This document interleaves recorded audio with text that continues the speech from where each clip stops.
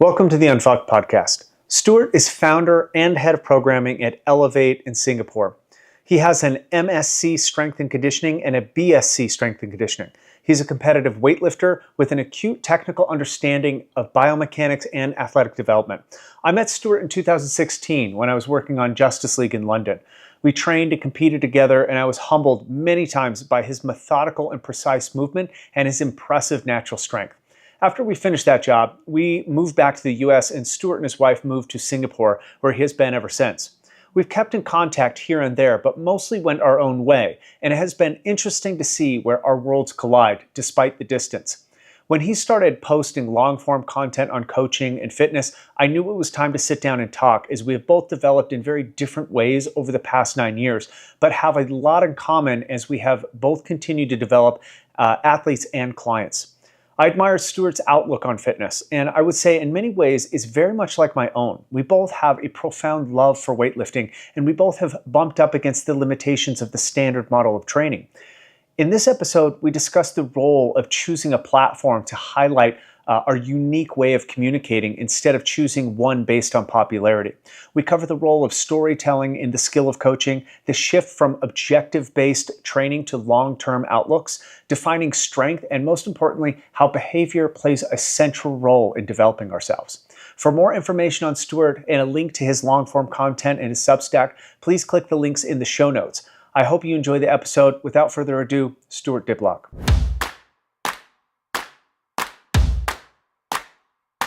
Welcome to the Unfucked podcast. My name is Michael Blevins. I've been training some of the world's most elite performers for over 15 years, from iconic actors and athletes to soldiers and CEOs.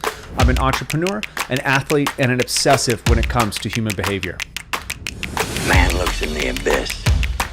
There's nothing staring back at him. At that moment, man finds his character. And that is what keeps him out of the abyss. I think I understand.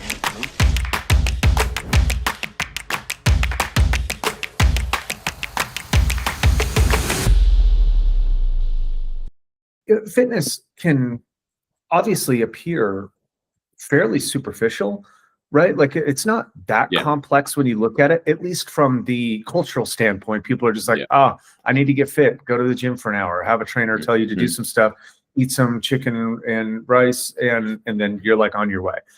And you're like, that's the cultural perception of it means that, you know, I think it does get reduced down to the top 5 exercises, and you need these foods in your diet to super blast belly fat away. And it's like very prone to actually like giving into that, you know, hook reel that everybody's talking about. Like, oh, if you don't have like this 2-second hook, then everything goes away. And you're like, everything that I appreciate about fitness is like hours down the road. You know what I mean? Like the nuances of it are really, were still captivating me. And I know you've been doing this for a while, but like 2 decades now. Yeah. And I have to admit, I'm still very much interested, if not like outright obsessed, not with the industry itself, because that's disillusioning, but with the topic of like how fitness relates to everything. Yeah. So maybe in that context, talk to me a little bit about how you came about using maybe the long form version of Substack. Like what got you writing articles again in long form processing? So kind of a bit of a mix of things, really. Like the person who prompted me to do it was Naz, my wife. So she runs the social media for our gym, for Elevate. And she's been trying to get me to create content for the gym loads and loads of times. And in marketing for fitness, specifically within, I'll probably get into this a bit later, but Singapore's, the fitness industry is quite young and it's still very superficial. So needing that short form content with a hook and all of that, and it just feels so unauthentic to me, and it just didn't feel right. I've always been the person who wanted to apply context to the situation, and I would be having like trouble trying to write just this short little piece for this technique pointer, because I'm like, well, this is only works for this person in this situation. It wouldn't work for this person. So what if they're reading it? They're going to take it the wrong way. And I'd be so worried I end up just not doing it and get like paralysis by analysis because I couldn't go into the depth, and it would just frustrate me. And after a while, she was like, just why don't you lean into that and do long form content? Because we use, for our membership base, we use WhatUp as the platform. And every now and again, I'd post some longer form stuff on there for our members and got some decent response from it, with people wanting to learn more and appreciating a little bit more depth. So it kind of fed into that of, okay, maybe I'll start writing on some topics. I hadn't really written for a while until I then did my master's degree, which forced me to write a lot more with all of the essays and all of the reports, etc., and then the thesis that I had to do. So I got back into the habit of writing. And one of the head lecturer on that course, while we're very scientifically minded, one of his biggest things is he had a hatred for scientific articles being boring to read. So he would really hammer into us that you've got to create a narrative, you've got to create a story, and you've got to make it interesting. So part of the course was teaching you how to write in a more interesting, engaging way while still communicating the more complex topics. So I kind of had a bit of a practice coming out of that, and then thought, nah, why not? What's the harm? And in fact, I actually, like, on my notes on my computer, had sometimes just written topics out, which I'd never even really intended to share. I just had ideas and things that popped into my mind that I wanted to almost to consolidate my own thoughts on the topic, writing it out as if I was trying to communicate it to someone else would really help me condense my own thoughts on the area and kind of get more clarity on it. So I had all these things already prepared, already in the notes on the computer. So I was like, well, these are all topics with a little bit of fleshing out could be good articles. So it's more of, okay, let's give it a go, see what happens. I was quite nervous about sharing it at the start, because you never quite know if anyone gives a shit. And if it's gonna, like, just nobody reads them ever. But then I was like, well, why does it matter? Because I've already written them in my notes and nobody's read them, so I might as well share them if a couple of people find some use. And then off the first one, got some pretty decent feedback, and then ended up, so far it's been almost one a week. It gives me something to kind of actually look forward to. People start giving me suggestions on things they would like to learn more on. I then go and kind of think about what my real thoughts are on that topic and maybe dive into it a little bit more, and then try and write something out. So it's kind of a bit of a combination of things which led to it, and generally quite enjoyable actually. The process, I think the process that you're I mean, the writing thing just being like kind of a practice of analyzing your own thoughts and taking these things, I think that in itself is what I got addicted to, just because it's so much different than having an opinion based off of your observation and not really refining whether it makes sense or not.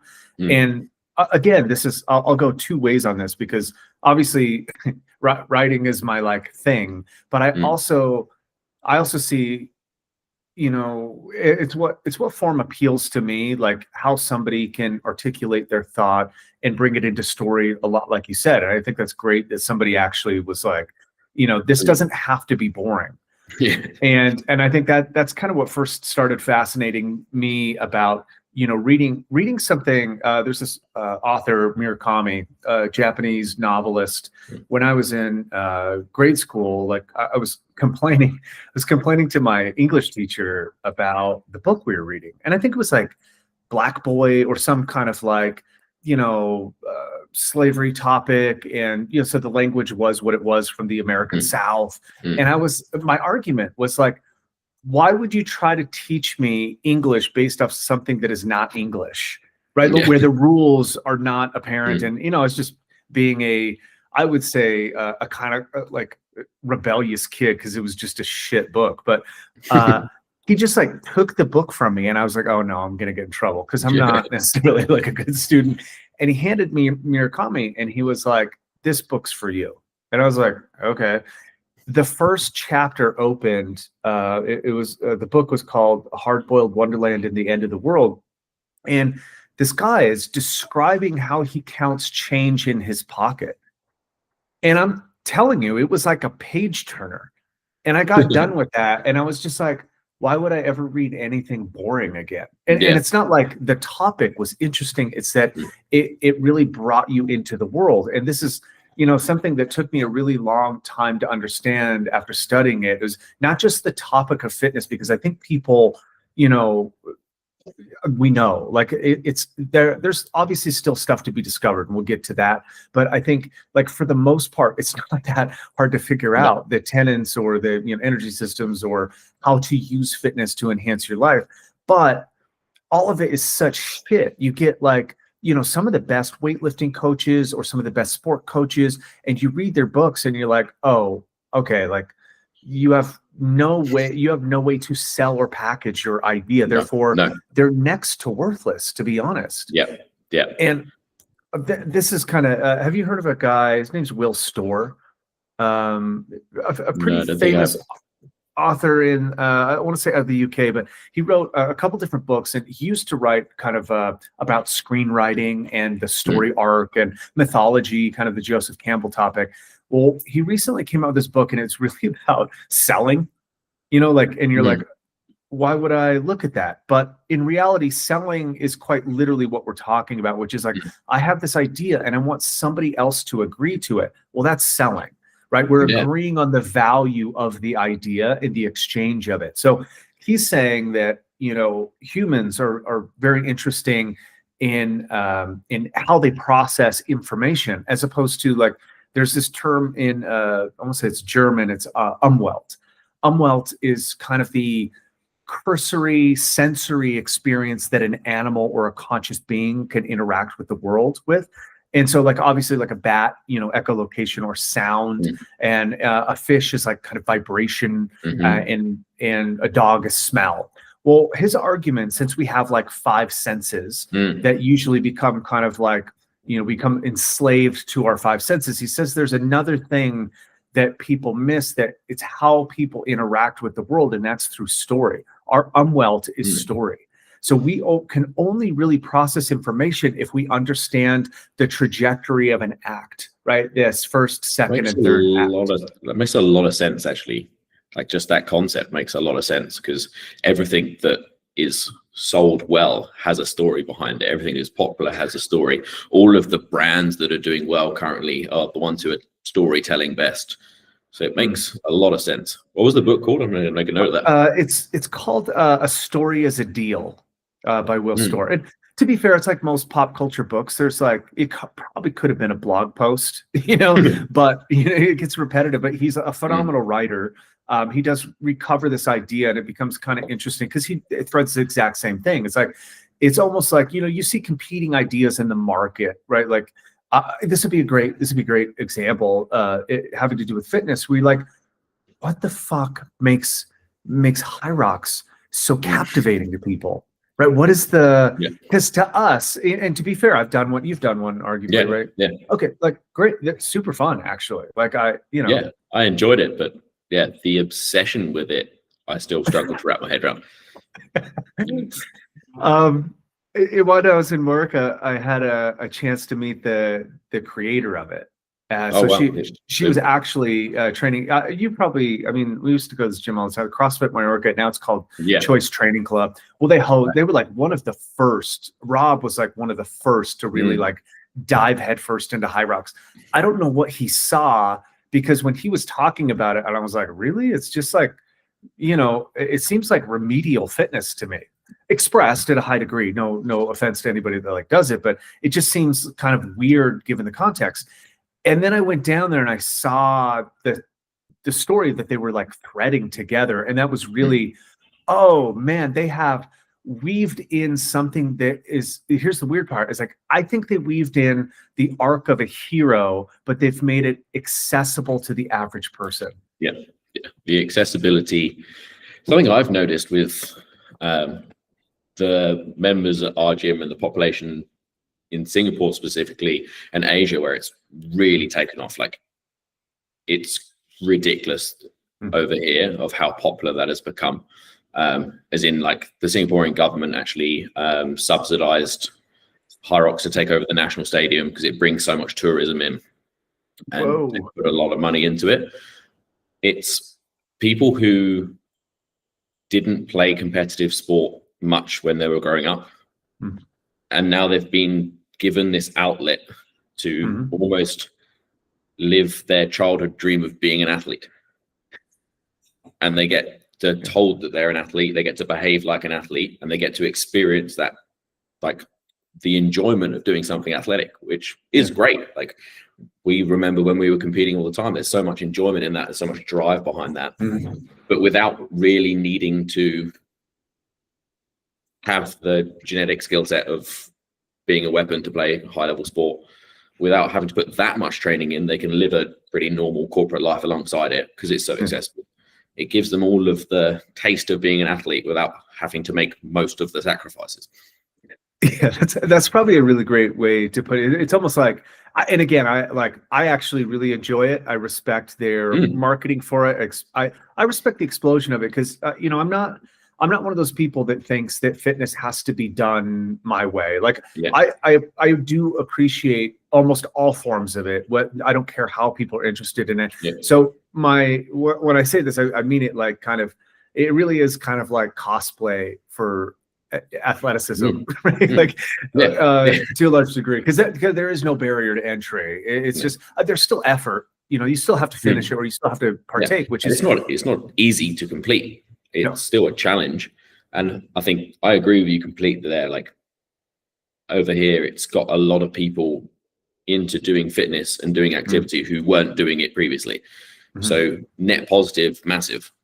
You're getting companies who are supporting their employees to go and do it as a corporate health and kind of social thing to do. So it's getting people moving who never would have done an activity, or the most they were doing was a walk, which was meant to be like a 5K run, and they just walk it with their friends. So it's getting people moving. It's almost like again, it starts being kind of what CrossFit was, which was a good gateway for people to experience different types of fitness and get into it more. Yeah, and this really has to do, interesting enough, I think my compassion for people that, have just not been interested enough or captivated enough in the story of fitness, that something pings off and suddenly they go, oh, actually, I would like to experience that. I go, like, super commendable. And honestly, I'm looking at it from my perspective being like, what are they doing right? Like, how are they communicating the idea of, let's just say, like, hard work, or competing or challenging yourself physically, and taking a time period to prepare yourself accurately. And in order to do that, you really have to be introspective. You're like, how are they doing it? How are they packaging? What's the story arc? Like, what is the selling thing doing, so that we can, like, better understand how to deliver what topics we're writing about? Because arguably, you and I are in the weeds. Like, I'm so absolutely disconnected from the average person, right? Similarly, and I do have to acknowledge that, because, like, that's not the person I'm generally talking to. That's not my audience. The subjects I go into, and the way that I look at fitness, I think, is accessible to a beginner. That it might be inherently very curious, but you almost have to have had done something to maybe know what I'm talking about, right? There's these sensations that come up that I think are prerequisites or gatekeepers to the eventual, like, interest in fitness. And I would say, like, to me, man, I didn't get it. I imagine you came from maybe a sporting background, team sports, stuff like that. Yeah, so rugby first, and then weightlifting. So pretty competitive, but I think I was actually having that kind of conversation with my business partner, Dylan, about, like, I feel for people to get to that point of really looking into fitness on a deeper level, you almost have to have overdone it elsewhere. Right.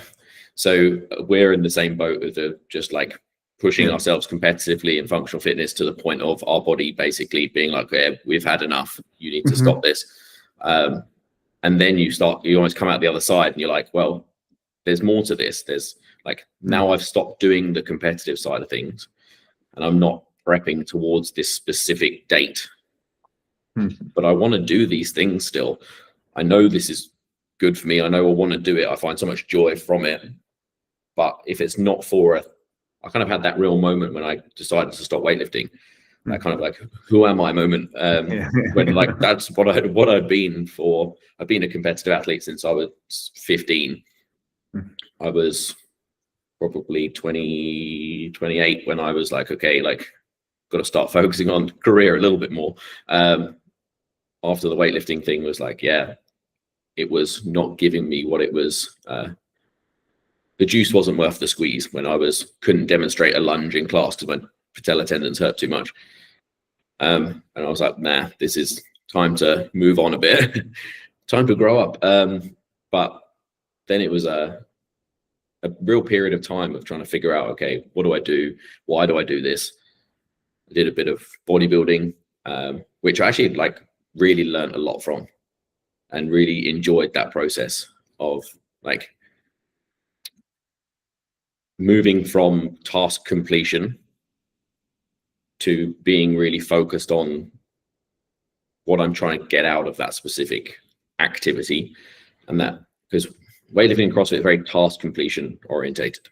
It was just like, pick this barbell up, put it here. Like, as long as it's gradually getting heavier in weight, then you're doing it right. Whereas bodybuilding was more slowing it down, thinking about what I'm trying to achieve from that task, what I'm actually trying to get out of it, when I'd never really taken the time to focus on that before. And that was quite a enjoyable experience. Yeah, that's kind of, I mean, it's really interesting once you change from objective to subjective kind of, it's very loose, a loose destination still, I would say, but that does lead to kind of a different approach to it.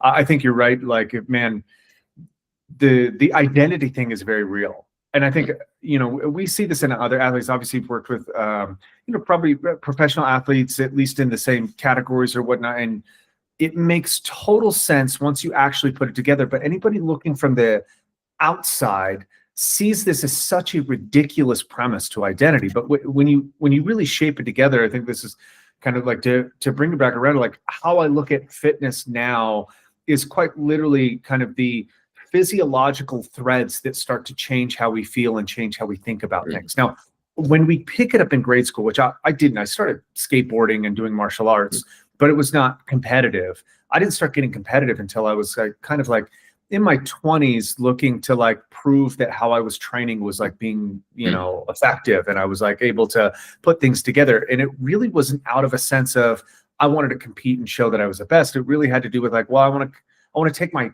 practice to the next level. And I think that would really push me in the right direction. And then I got thrown into a world that was not, I would say not really of my choosing, but really dragged into something where I was just enamored with the concept of it. But having kind of like been a late starter, it might have been what maybe I was able to see the different identities, because, the first real competitive sport I got into, I would say, was triathlon, and then cycling. And then I came back to weightlifting, and then CrossFit, and then jujitsu, and then back into martial. It's been like this, visceral cycle of coming into different things. And it's funny because whenever you whenever you kind of like arrive into a group and the gatekeepers or whatever, you start picking up the identity cues before you get the physical attributes. So the dumb things in triathlon are like, did you have the compression socks? So you're like, did you shave your legs? You're like, do you have the right kit? What does your bike setup look like? And so you can kind of purchase these symbols of identity. And I think that's what roots most people. And then, switching kind of stages, you go into cycling. Cycling is like, man, you want to talk about this nuanced identity attached to what I would call the art of suffering is insane. So they have this thing where, if you have hard tan lines in your legs, you're a cyclist, right? Like that means that what that presupposes is that every minute I spend in the sun, I have these spandex shorts on, and that allows for this crisp line of a tan, or there's no demarcation between my tan and my white ass winter legs. And that is a sign of like what they call a hard man. And that comes from like a reference to the old 70s cyclists that would just do these insane efforts, the classics and whatnot. And then it really has to do with like, I mean, we're talking whether the glasses go on the outside of your straps of your helmet or inside, and how high the length of sock goes. And you have this very like clean aesthetic, which I appreciate, to be fair. I appreciate the amount of detail that goes into it. But a lot of the time you're like, then what's that fat dentist who has a $20,000 rig doing here? Because the real identity to cycling is 2 pounds per inch. That's the real identity.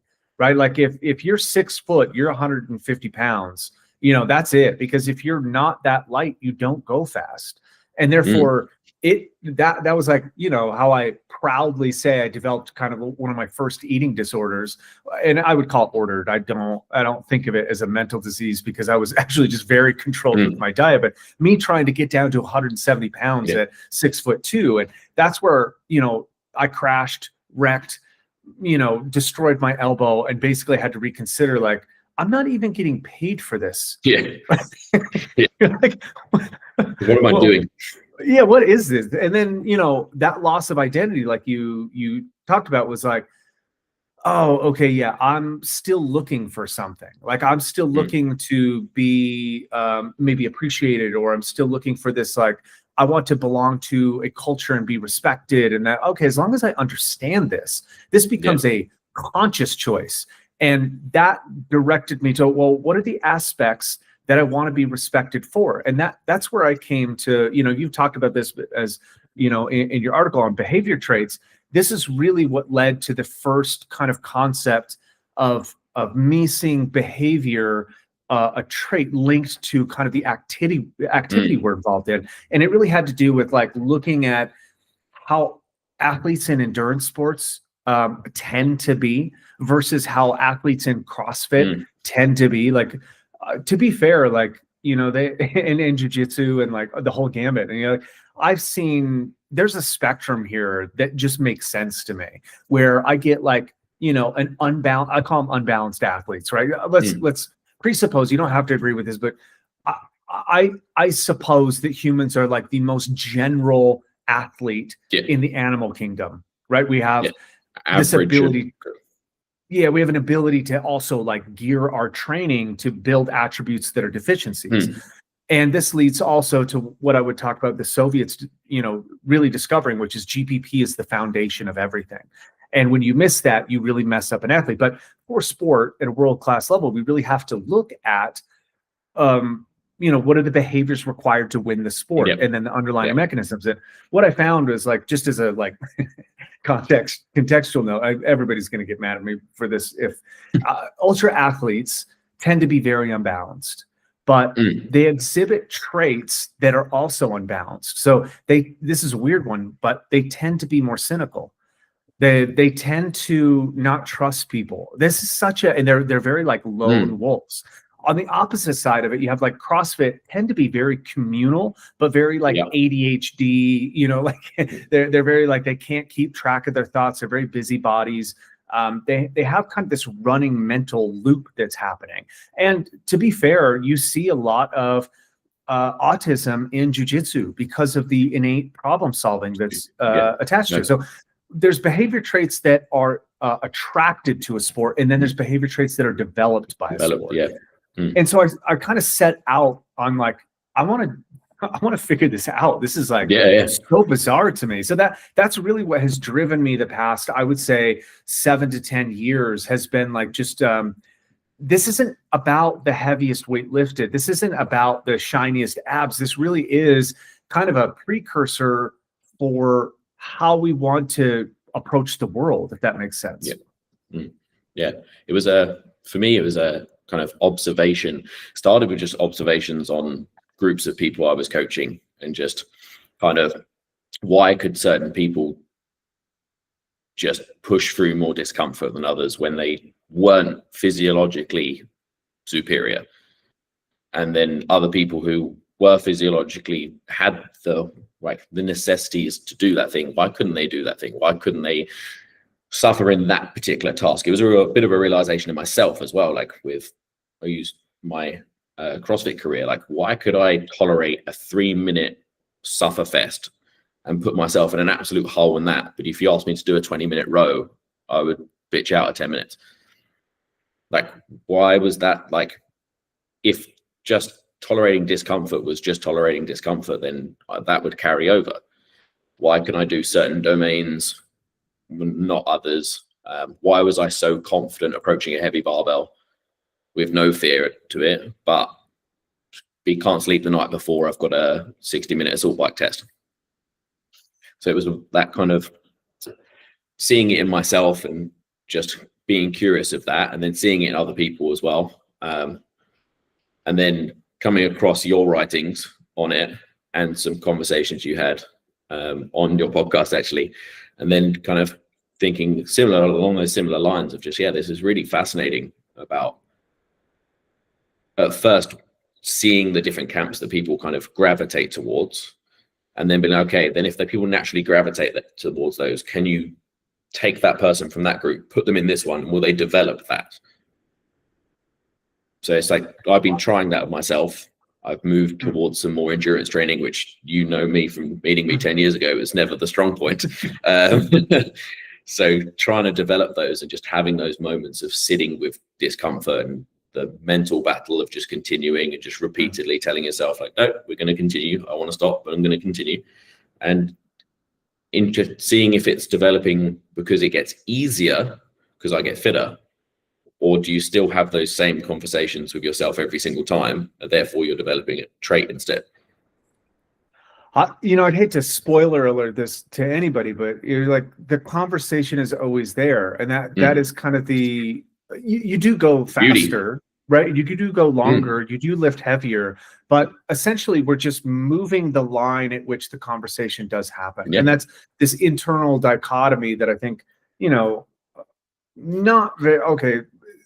I don't agree that the general sportsman is an idiot, but the public perception is that like athletes become athletes because they're too dumb to do like other professions. But I would look at it like quite a bit differently. I would say that they notice something in their activity making them feel a certain way long before other people recognize that same thing. And that sensation, that feeling, that sensitivity towards what is happening internally is what then gives drive to developing the things that we would call talent or, a disposition towards a certain sport. It's really just an amount of awareness that we can like connect internally in order to express a certain trait. And you see that like, you see a kid at 3, 4, 5 bouncing a tennis ball or throwing it against the wall, and they're building these motor units of that have everything to do with maybe not even tennis, but coordination, dexterity, like all of these things where they're relating their body, their physical attributes to how it interacts with the world, and they're building this very insane map. And then you see kids who are not that, who maybe they're driven towards books and academia or any of these things. And sometimes you get a blend. It's not this or the other, but you do see a very determined split. And essentially how I look at it now is there is something inherent in the way you move that triggers how you feel, and that triggers the thought. Now, if you break this apart, the Western approach to psychology is the opposite. What we're talking about is actually a very Eastern embedded thought, right? So when they believe like, and there's a lot of truth to this just based off of like how the neurons develop, but essentially they develop from the gut first, right? And that is what Eastern thought would say your being is. So like a lot of the Vedas and the Upanishads will describe that you have this energy in your gut, or like your, it's where you are. And if you watch a kind of like child develop, they're very much just into the moment, and they're very like tactile, and they're feeling things and interacting with it because they don't really have an ability to process information in the neocortex yet. So then you watch a child develop, and the next neurons that really develop are kind of around the heart. Like the amount of neurons in the stomach and heart are exponentially kind of, I would say growth pattern wise, they're like much higher than the brain. And you see toddlers throwing these kind of emotional fits. And I say around the heart, not relating the physical heart to like the emotional complex, but you get what I'm saying. Like the heart center is generally how we think of this. This really maps the Eastern, if they look at their chakras and how they believe the energy moves up and through, it's really tracking that then toddlers are just hyper emotional because all of these new sensories are coming in and they're trying to deal with them. And then eventually, once they can articulate words and logic, we really move people into the head. We tell them, don't be stupid, be logical, think about this, be very, rote in your memorization and your sequencing. And then we stop. Right. So like once you get to essentially the epitome of like, I'm smart, I'm an intelligent human being, we're very much taught to approach the world from the top down, which is like, think about it first, don't let emotions override you. And the intuition thing is mostly like, it's woo to most people, right? It's like this inner sense that we can't really describe, but we know there's something going on. Well, in the Eastern tradition, once they know that people get into the mind, they know that they're trapped there and they try to bring them back down through meditation and yoga, and all of the, the martial arts really have to do with being and feeling and whatnot. So that's actually like an interesting, I'll just bring up there, like being over in the East and being in a country which is 60% Chinese descent and coaching a sport such as weightlifting. There is such a dichotomy between how Western coaches coach and Eastern coaches coach. So Chinese coaches, they don't give external cues. Everything is internal. It's all a feeling. And it's all about finding the right feeling. And it takes so much longer to achieve like a base level, but their mastery ends up being so much greater. It's just really interesting you say that. Where did you first when did you first recognize that, and like what was the dive into the details of that? That's fascinating. So in fact, when I first moved to Singapore, there was maybe only one other weightlifting coach here who was an ex-Chinese national team coach, and he did almost all of the coaching for anyone who wanted to weightlift in Singapore. And there was quite a lot of expats in Singapore, Australian, British, American, who just really struggled with being taught in a way which was all about sensation and feeling and connecting, rather than, and they just be frustrated with it, like, can you just tell me what to do? And I ended up getting quite a lot of business from that, because I come from that very like British weightlifting. This is the technical model. This is the cue, very external. And then that's what you build the foundation with. And then you worry about the internal stuff and the feeling later. So it kind of ended up bringing me quite a lot of business at the time. And it was then seeing his really good success with a few athletes who he brought from not knowing how to move a barbell to being really, really good weightlifters through just a completely different style to what I was used to. And a lot of them, like one of them we worked with at the gym, and he would teach weightlifting, and he would get so frustrated teaching a lot of people from the Western world because there's like not even the right word to translate it from Chinese to English. So trying to communicate it and get people to understand the feeling they're looking for. And they are just getting frustrated. Like, can you just tell me what to do? I want a solution to this problem right now. And I want it to be a cue, because it's just so used to the learning styles being so different. And it was just a really interesting, and it's not right or wrong. It just seems to work for people who understand that and understand that they're looking for a feeling. And it was actually, I don't know him personally, but I know of him, a guy who was the strength conditioning coach for Team China weightlifting. And he actually posted 2 days ago saying that like they never responded to an external cue. Everything had to be internal. That's so fascinating, because I've just been watching a video. I think they're interviewing Tian Tao, and it's on Lu Zhangjiao's channel. And you're like, there's something to be said.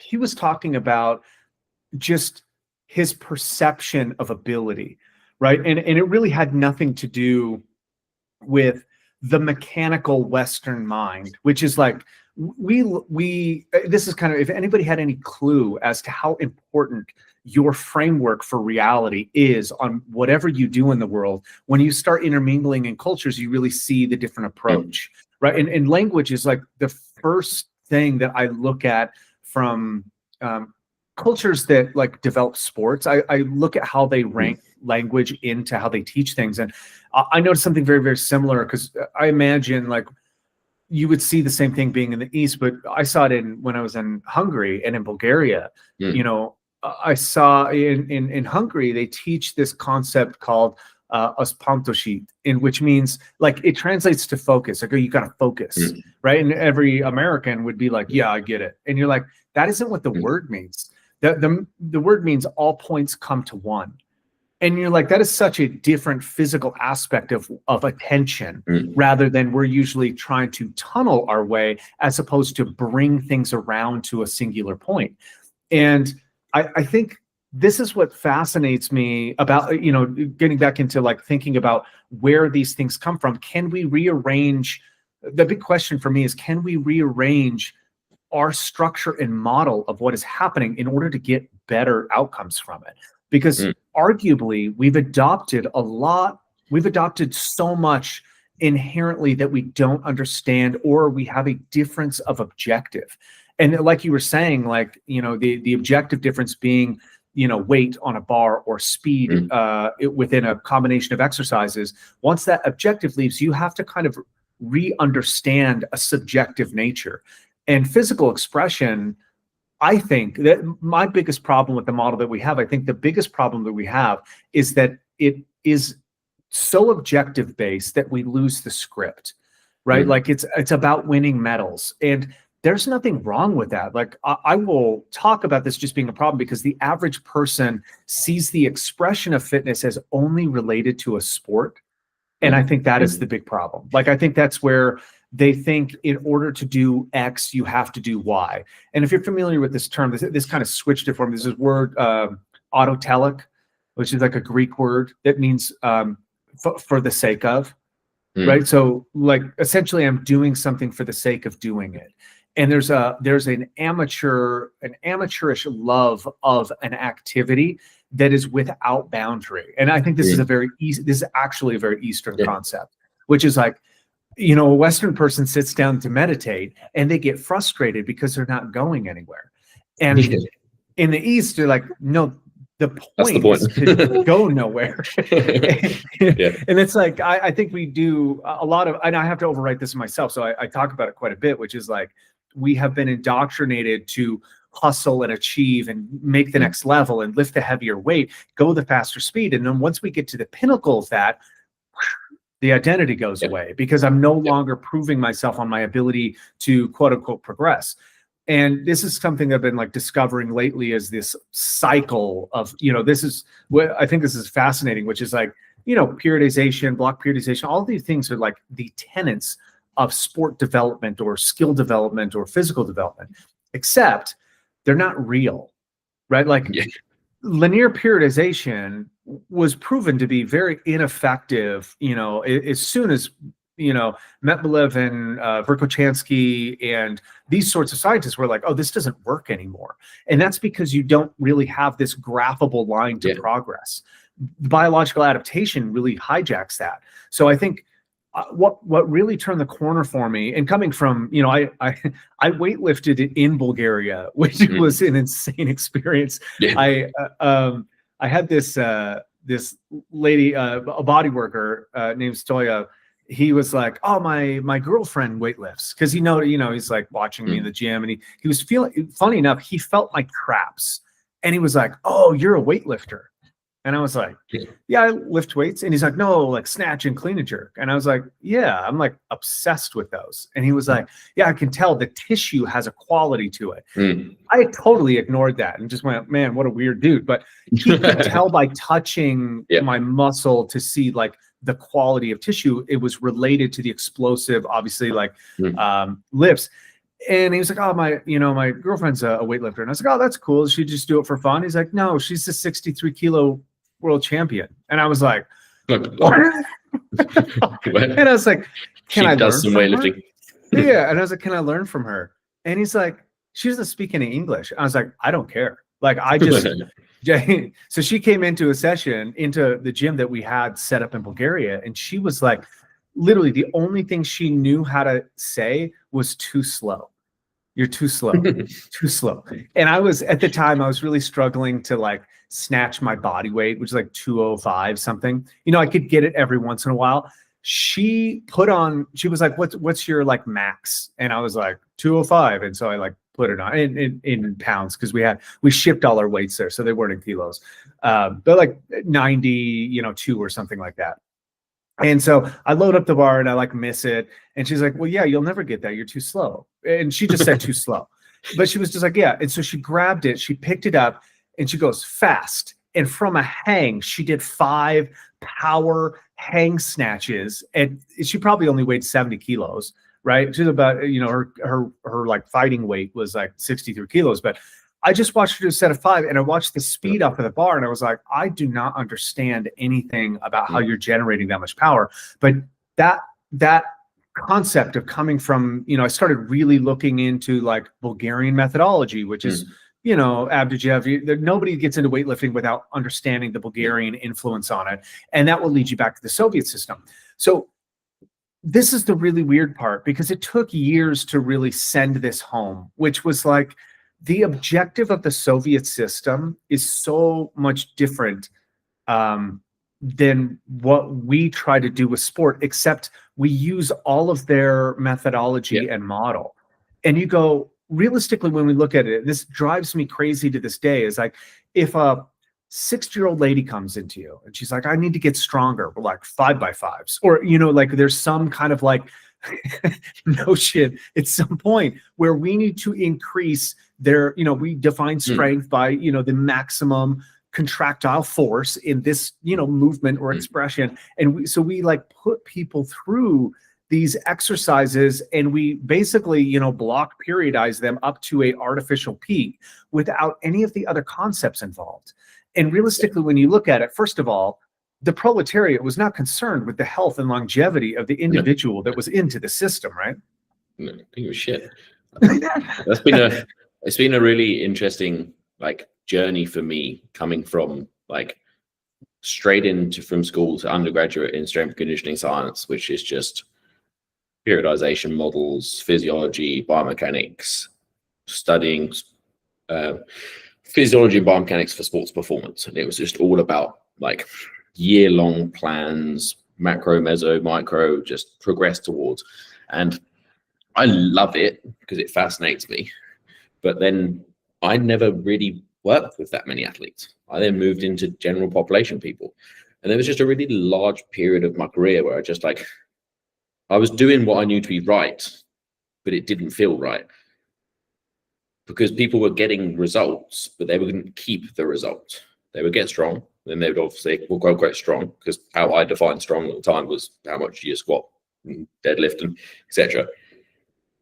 And then they would decide they wanted to work on something else, or we go, we need to do some more cardiovascular fitness, and then that drops down, this one goes up, and it was just constantly doing this. And it was like, okay, you're never actually like, if you're training towards this goal, which never arrives because you're not doing a competition, most of the time when you're building towards a competition, you're nowhere near fitness, because fatigue masks your fitness, you feel like shit, all your other qualities are poor, and it just didn't feel right.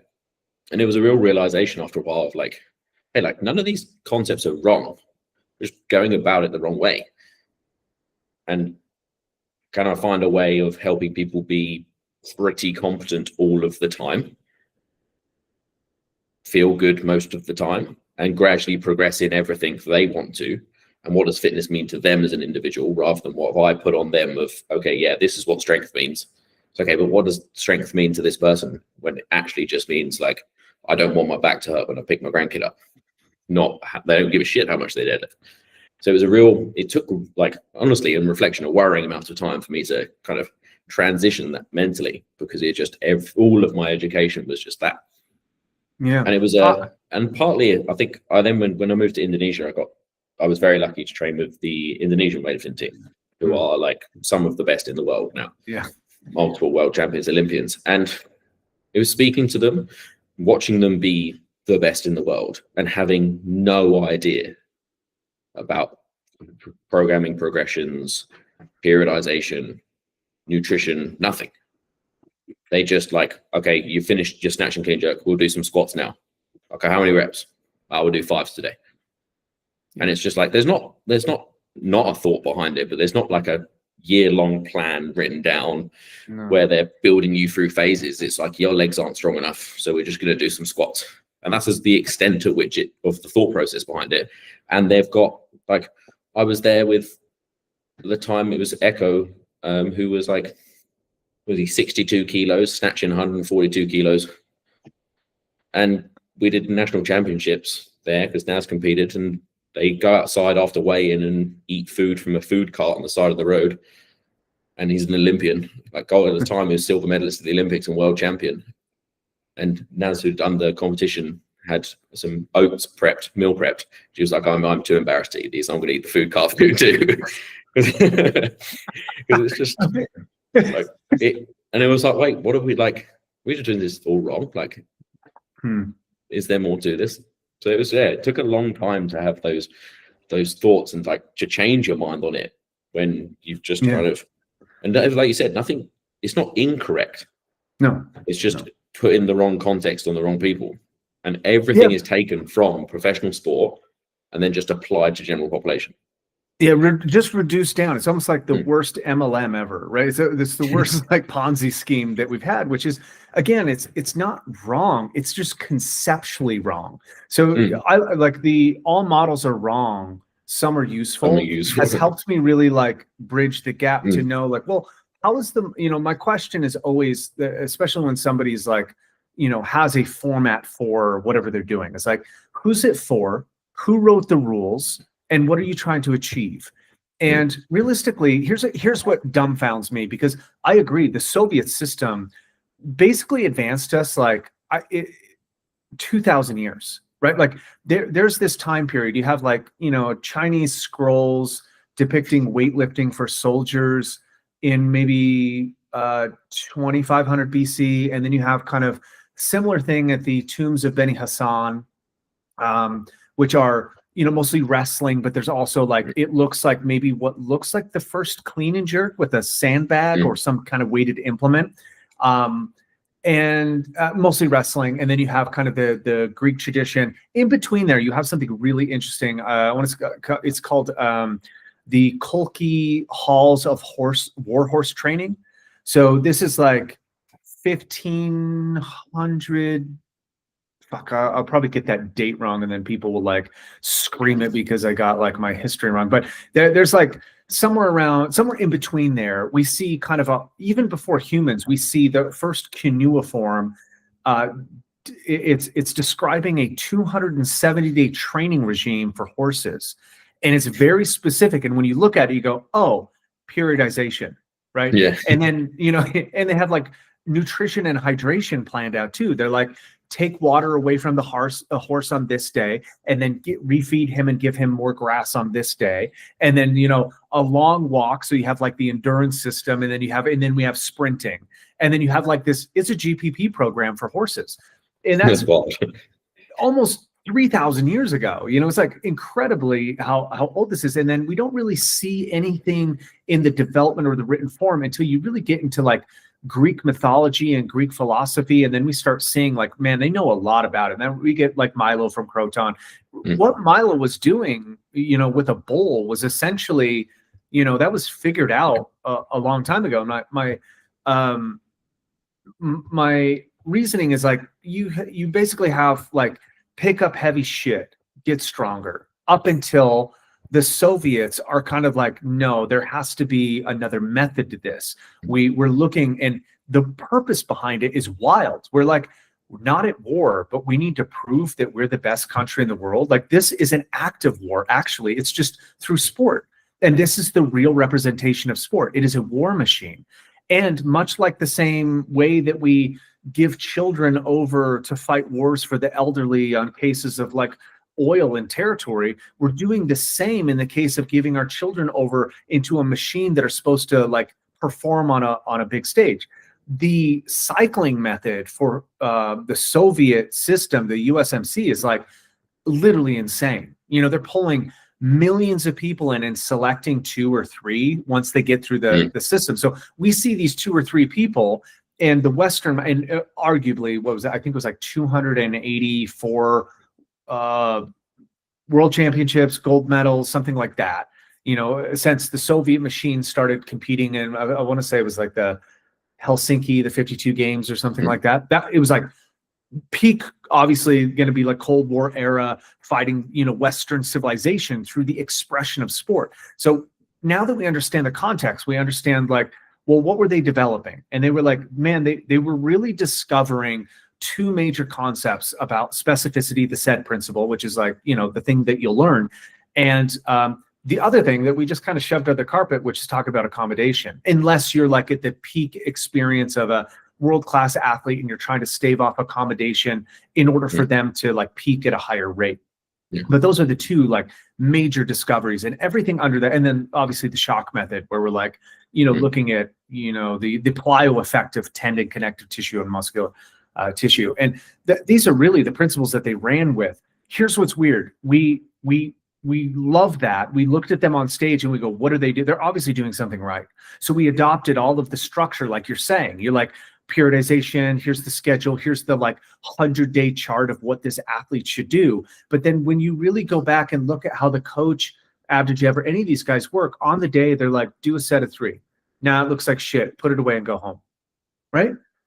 And then, you know, lift this. Okay, go do 2 more sets, or add 5 pounds, or, you know, 5 kilos, or whatever. Go up and they're like, okay, it's looking slow. Cut it, go home and rest. Come back later in the day, work up to a soft max. Okay, when we look at what the plan was, it wasn't a plan. It was a very, I would say, very detailed, sensitized nervous system to watching the adaptation to the exercises and in the actual desire to like perform at a certain level. And when you take that program and you make somebody else do it, you're basically forcing kind of like a square peg through a round hole kind of deal. And the body doesn't really work like that. And that, like, biology is not forced through certain things. It's cultivated into certain growth periods. And I think that is like the big difference. The big thing that I look at, and this is kind of, I can't believe it took me so long to understand it. And I'll tell you where it came from, because it's just really weird. I was watching on Twitter a bunch of who I respect, some of the best coaches that I think are in the like Western world. They're arguing about the definition of general physical preparedness.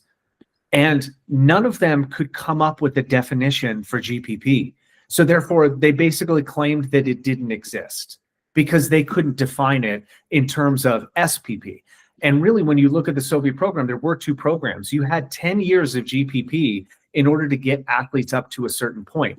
Now, we focused on the SPP, special, you know, sport specific adaptation and performance.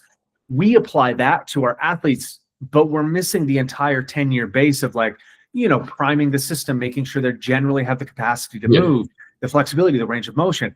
Most of the thought process in the Soviet system was like, we need the highest general level of preparation before we even make them pick up a bar or get on the rings or do something specific for the sport. And I wonder how we lost that message, right? How did that get so overwhelmingly buried in kind of the minutia? And I think it's just arrogance, right? It's just ego. It's just, I need to express this lift at the most that I possibly can. And as fast as possible. I think that's another, again, a Western tenet, which I have noticed from being here, is that, like, again, it's more, you see it in the Chinese methodology of like, you always have to, I mean, they do the same. It's kids start at a certain age. You'll spend a year with a PVC pipe or a bit of wood until you've developed this skill set, and then you're allowed to do this. There's no like, we need this and we need it as fast as possible. It's, you'll move on when it's right to move on. You have to earn the right to move on. So it's like the process seems to be more important. Whereas I feel in Western world, it's outcome and as fast as possible. And again, it's for the outcome with no regard for what happens to the athletes in the long run. I don't know if you've ever heard of the with GB rowing and their training camp called UT2, where basically it's the camp where they select the Olympic team, and it's gotcha. Yeah, okay. It's just break people. It's whoever survives that is on the Olympic team. Most people who don't survive it, maybe they come back next year or they never row again because they hate it. Mm-hmm. And it's like, that's almost like and it's kind of celebrated of like this grueling thing. And it's just, when you think about it, it's quite interesting that, like, I wonder how many potentially world-class rowers, best of all time, are in that group who just broke because you couldn't find or didn't want to find what worked for them, or give them the time to build a foundation first. It was just, but you don't fit this system. So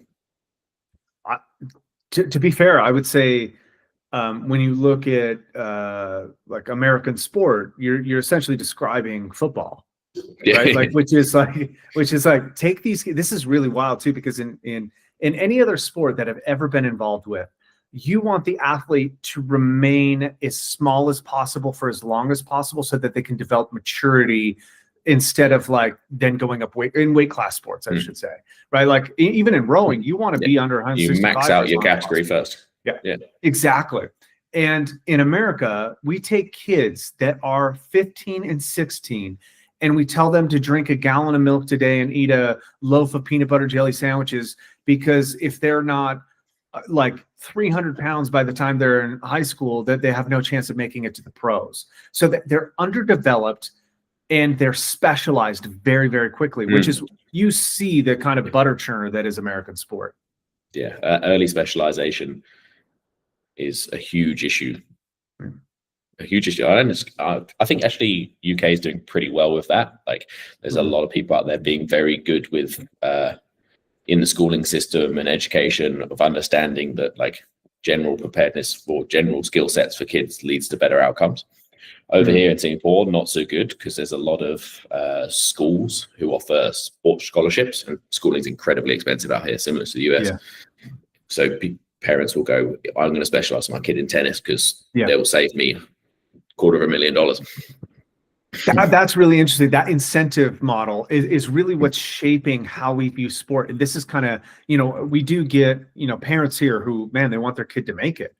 And I always have to talk to parents, because they bring me somebody who's like 12, 13, and, they want to learn something that will help them. And I deal with this jiu-jitsu too. We get young kids in jiu-jitsu because the sport is blowing up, and these kids, they've been doing jiu-jitsu since they were 4 and 5.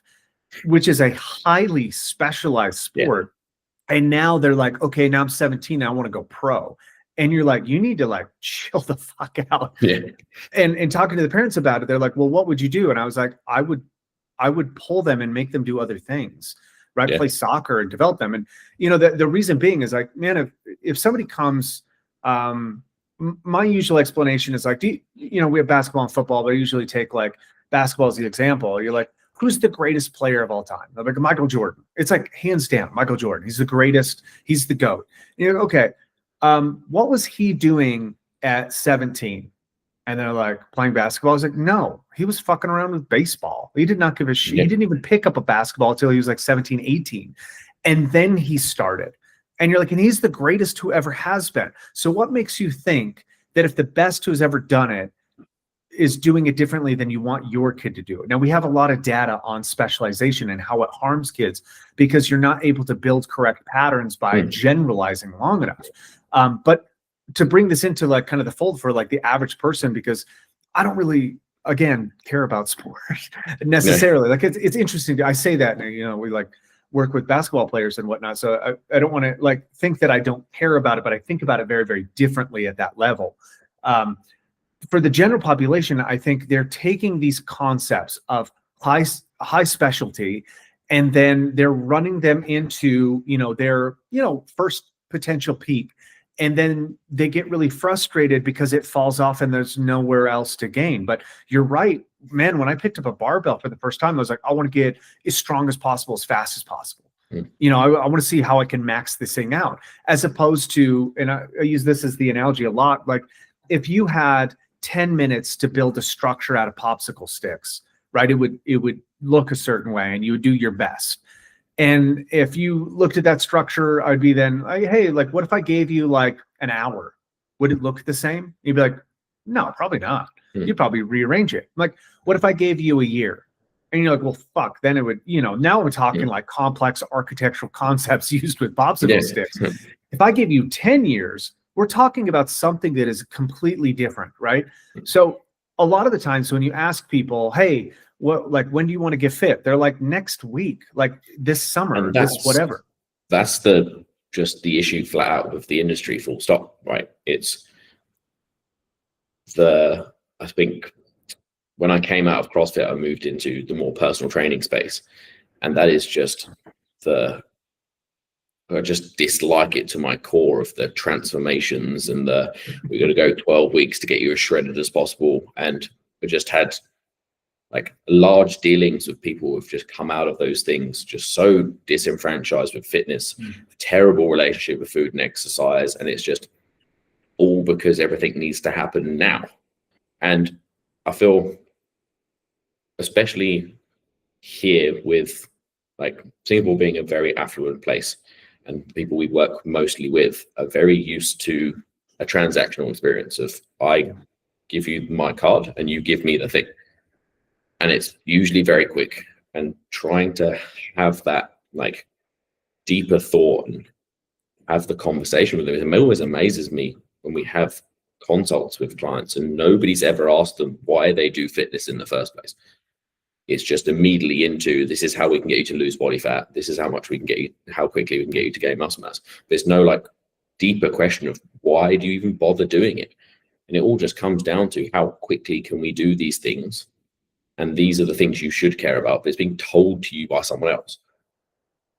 Yeah. I mean, this aligns, like, I mean, this is what makes me land on what I would call sensation-based training, which is we're moving from a model that really is amplifying a finite structure, right? There's known rules and outcomes, and there's an end date, and there's a winner, and that describes most sports. Like the rules are arbitrary, but you abide by them, and they mostly have to do with like, honestly, finishing the game. Like I want the game to be over so that I can be declared the winner, and I can like move on either to the next game or the next iteration.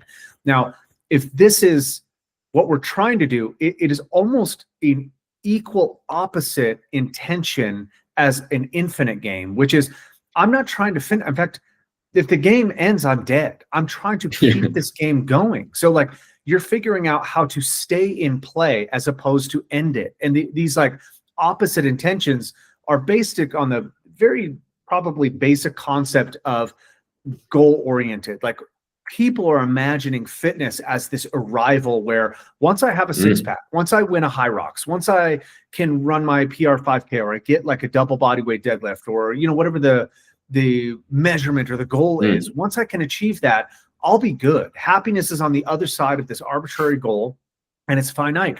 And what you realize along the way is this is it's like, you know, I talk about it like cultivating fitness is like understanding hunger or love or something. It's like a quality that you're trying to always maintain, and therefore you have to pay attention to it and foster it in with the right environments and the right people that are involved into it.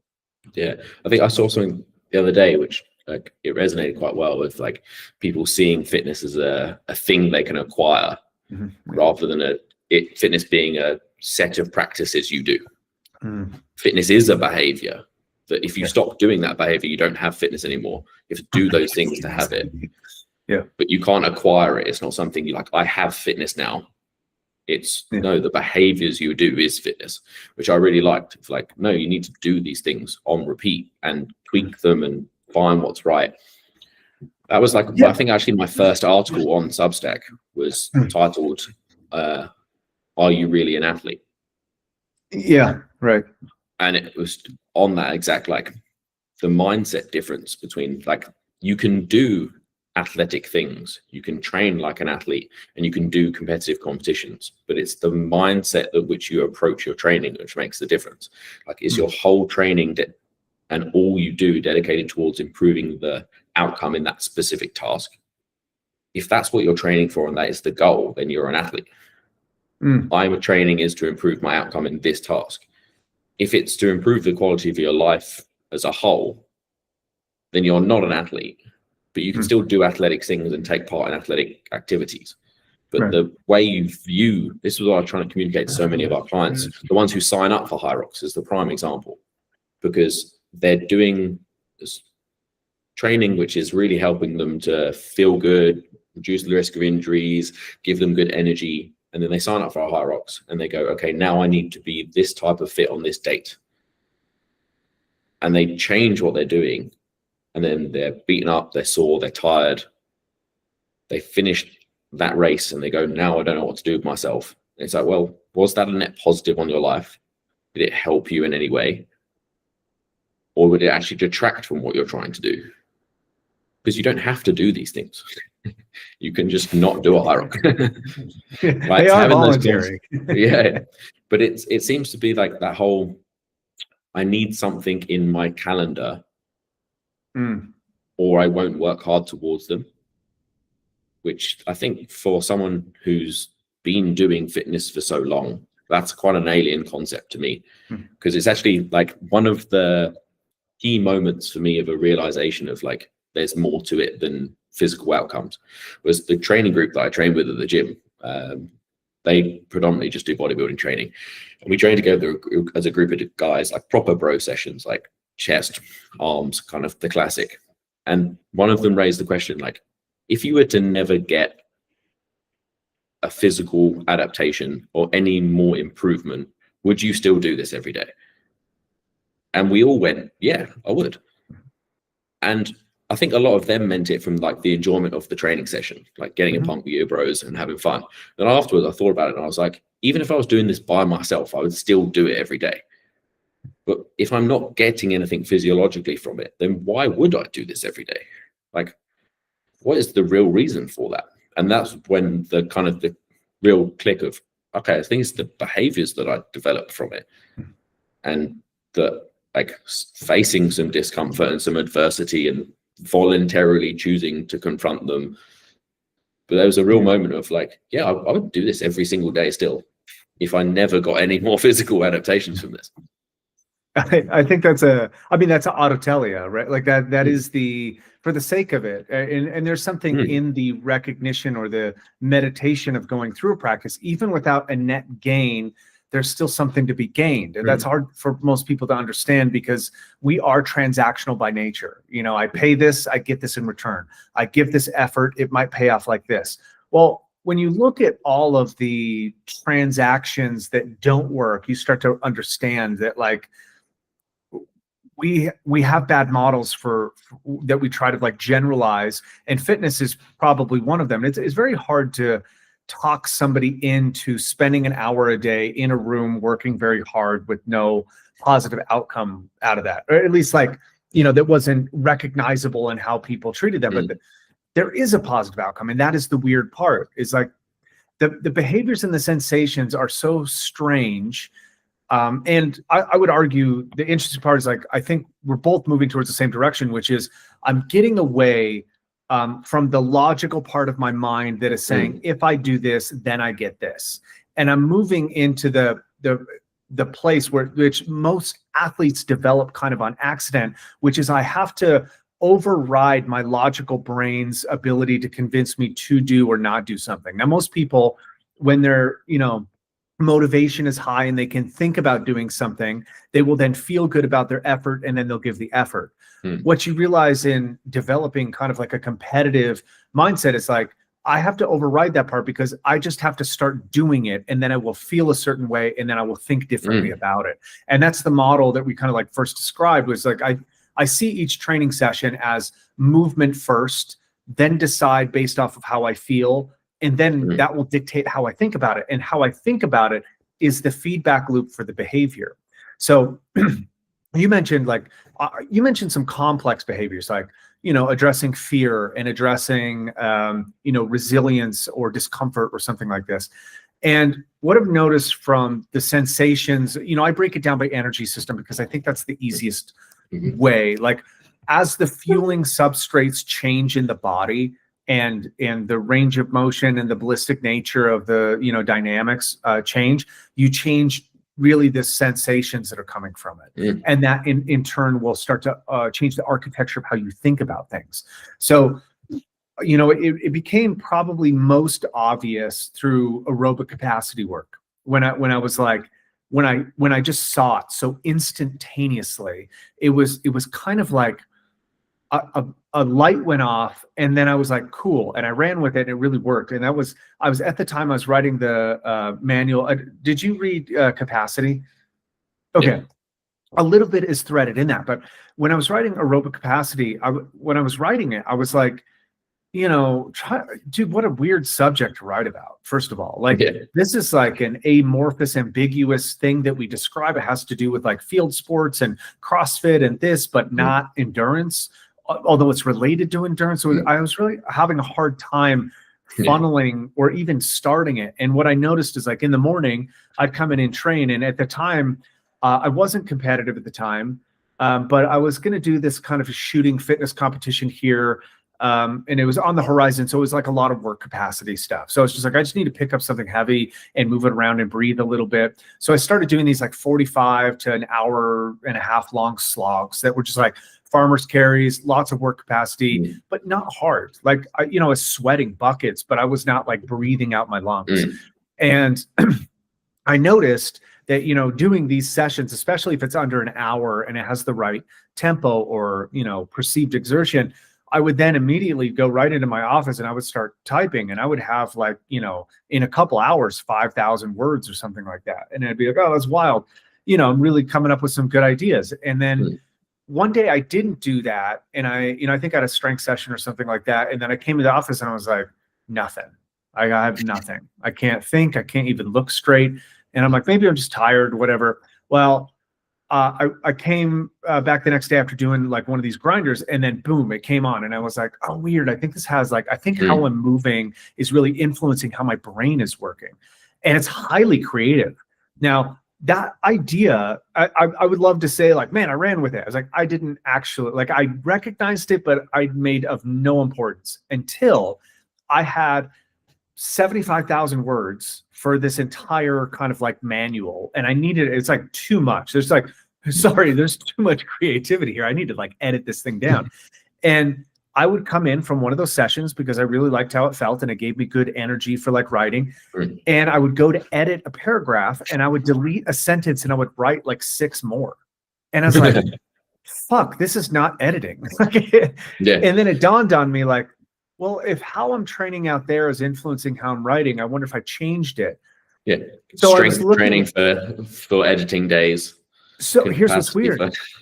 I went to another form of capacity. I went to hard intervals, right? So the intensity went up and the focus went up and the neurochemistry changed. So I started doing like 7 by 3 minute expo, which is not cool. You can't keep that up. So I knew this is only possible every once in a while, but I think my first session was 7 by 3. And then the next session I was doing an IWT, which is like some weightlifting in a 2-minute interval with 6 intervals all together.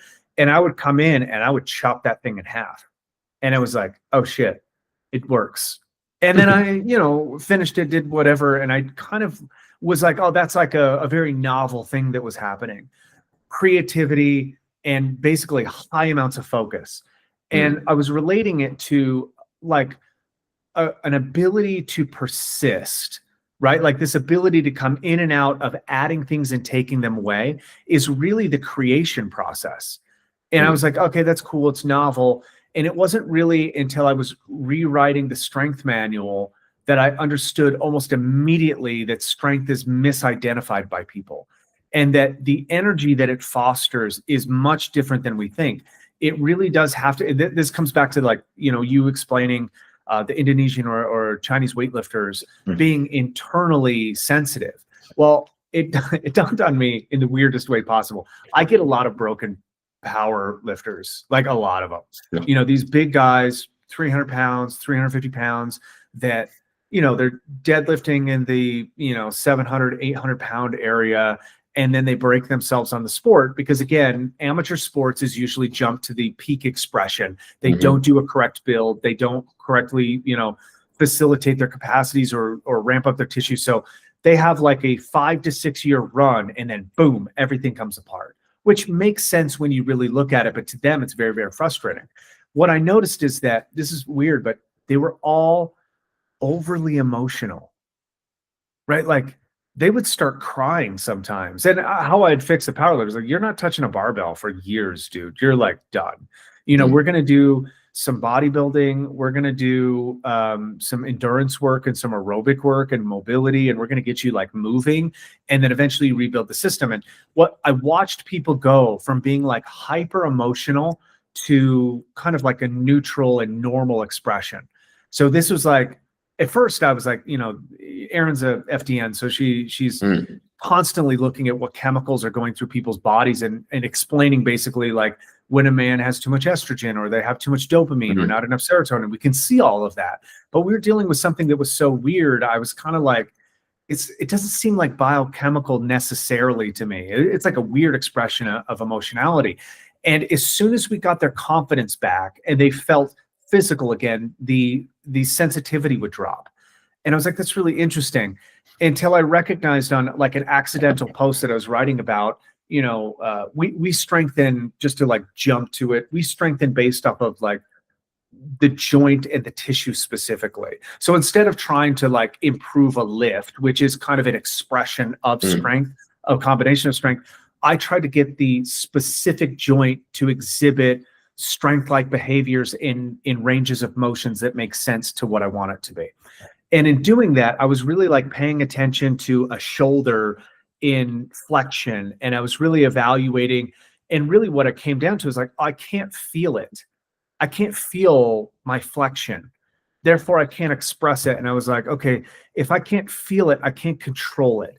And therefore I need to like increase sensitivity. And I was like, oh, fuck, strength is sensitivity. Like it's a degree of sensitivity. And immediately I understood that when you unbalance the system and become hypersensitive to the internal mechanism in order to guard your spine against 1,000 pounds or something like that, when that system breaks, the emotional system is right behind it. Because again, when we move, we feel and we think.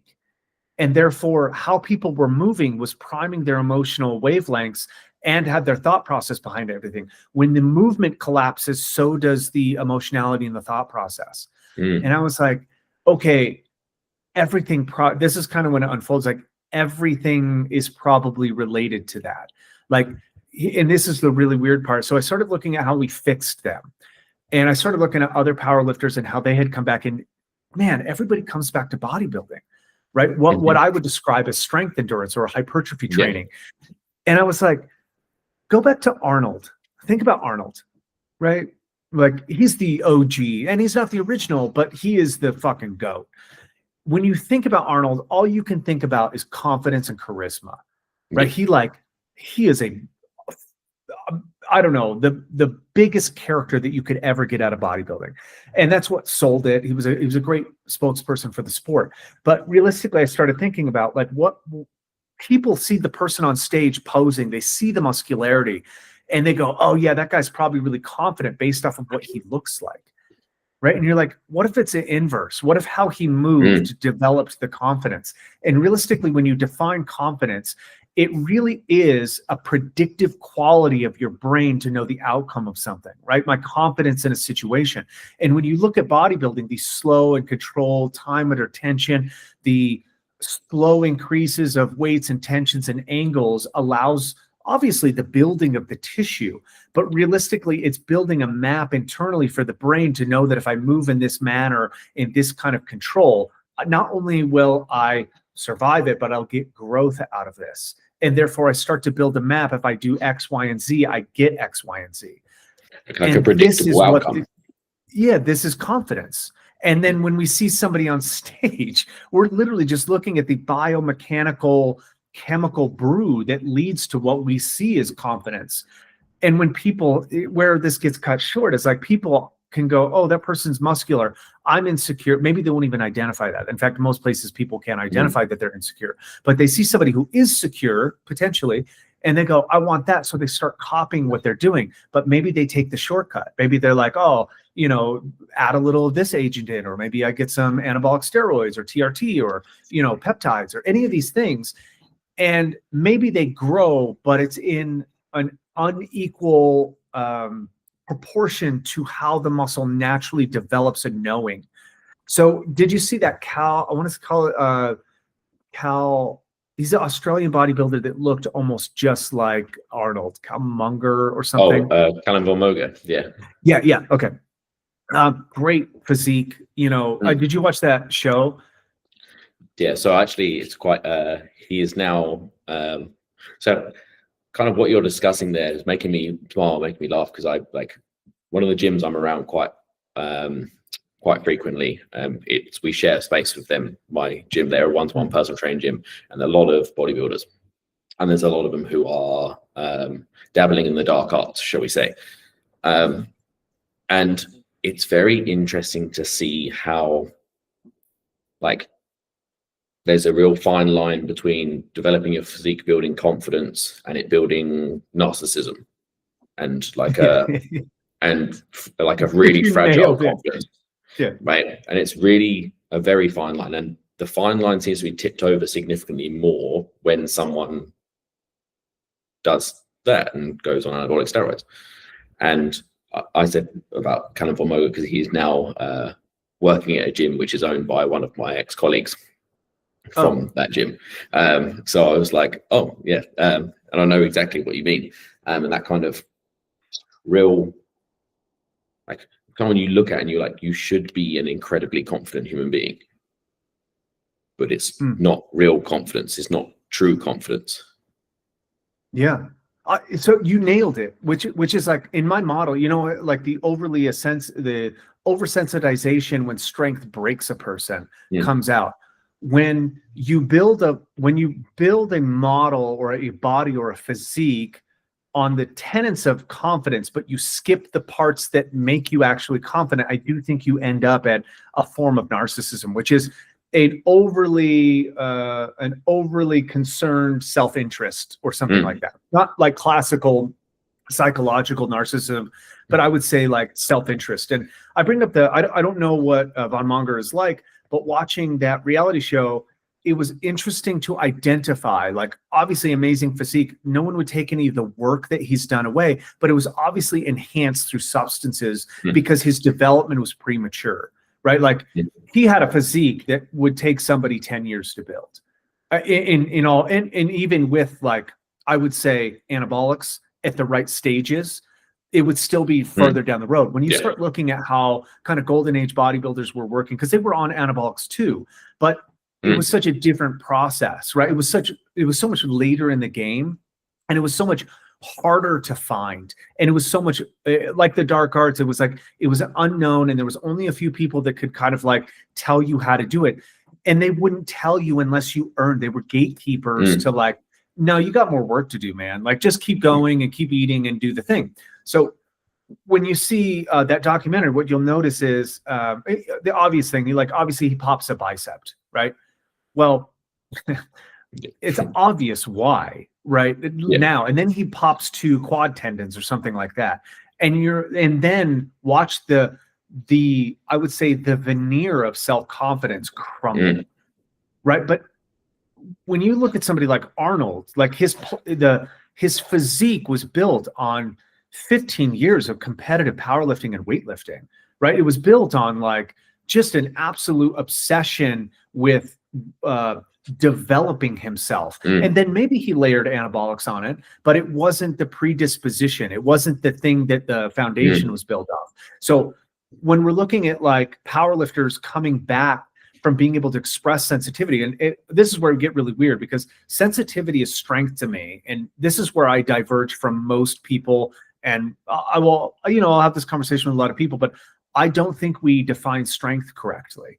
I do not think that strength is a movement necessarily. It could be a deceleration, but I think of power as acceleration. So whenever you see somebody complete a back squat, yes, they have to be strong in order to lift a heavy back squat, but the act is one of power, right? Like there's movement in there. It's an expression of force. Now, why I describe it, why I think most people are confused that it's a strength exercise, is because it starts on the eccentric side of it and the isometric. And most people lose it when they overcome, right? When they're trying to overcome that isometric part, they come out of the hole in the concentric phase, and then they'll lose it because they lose the shape of the spine or something like that. And I say it might be limited off of strength, but it is an expression of power still. The reason I think that's important is because power is really this like behavior of agency, right? It's this expression of aggression and predetermination and will. It's probably the peak expression of free will, if I really had to describe it. And this is why I see, there's nothing more impressive, and I think you probably would say the same thing, as the real deal athlete that can jump in the air and it almost looks like they pause in time, right? They're so explosive. And that power expression is realistically what we're witnessing is like an ability for someone to almost break the laws of physics. They can't, but it appears that way. And that's what we say is like, this comes back down to around to like how, we encapsulate a lot of philosophy into what we're talking about, which is like watching somebody exert their force on something is really the age-old question, right? This is like, do I have a controller in me, or all of this is predestination? And development of physical attributes is really what first determines, am I a victim of my circumstance or am I a victor? And this explains almost all of competition. Can I overcome the resistance or the forces of the world and determine my will?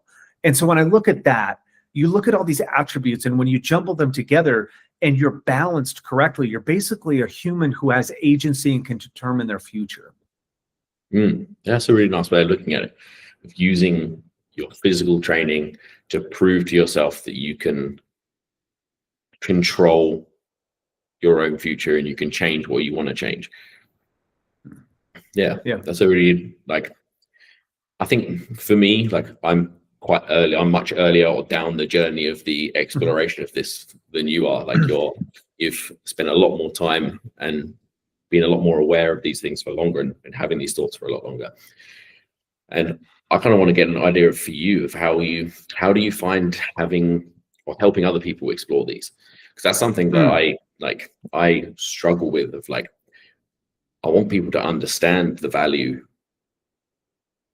of fitness and training, and outside of just needing a adaptation and an instant this is what I get in return straight away. Do you find you have to almost wait for people to come to you on it, or how do you start those? Yes and no. I think I'm very on the nose with it. Imagine it like you can make anybody aware of what you're aware of.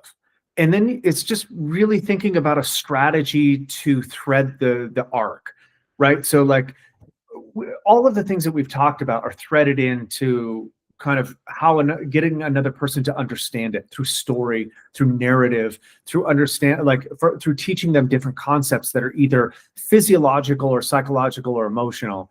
And a lot of times I'll do it right from the get-go.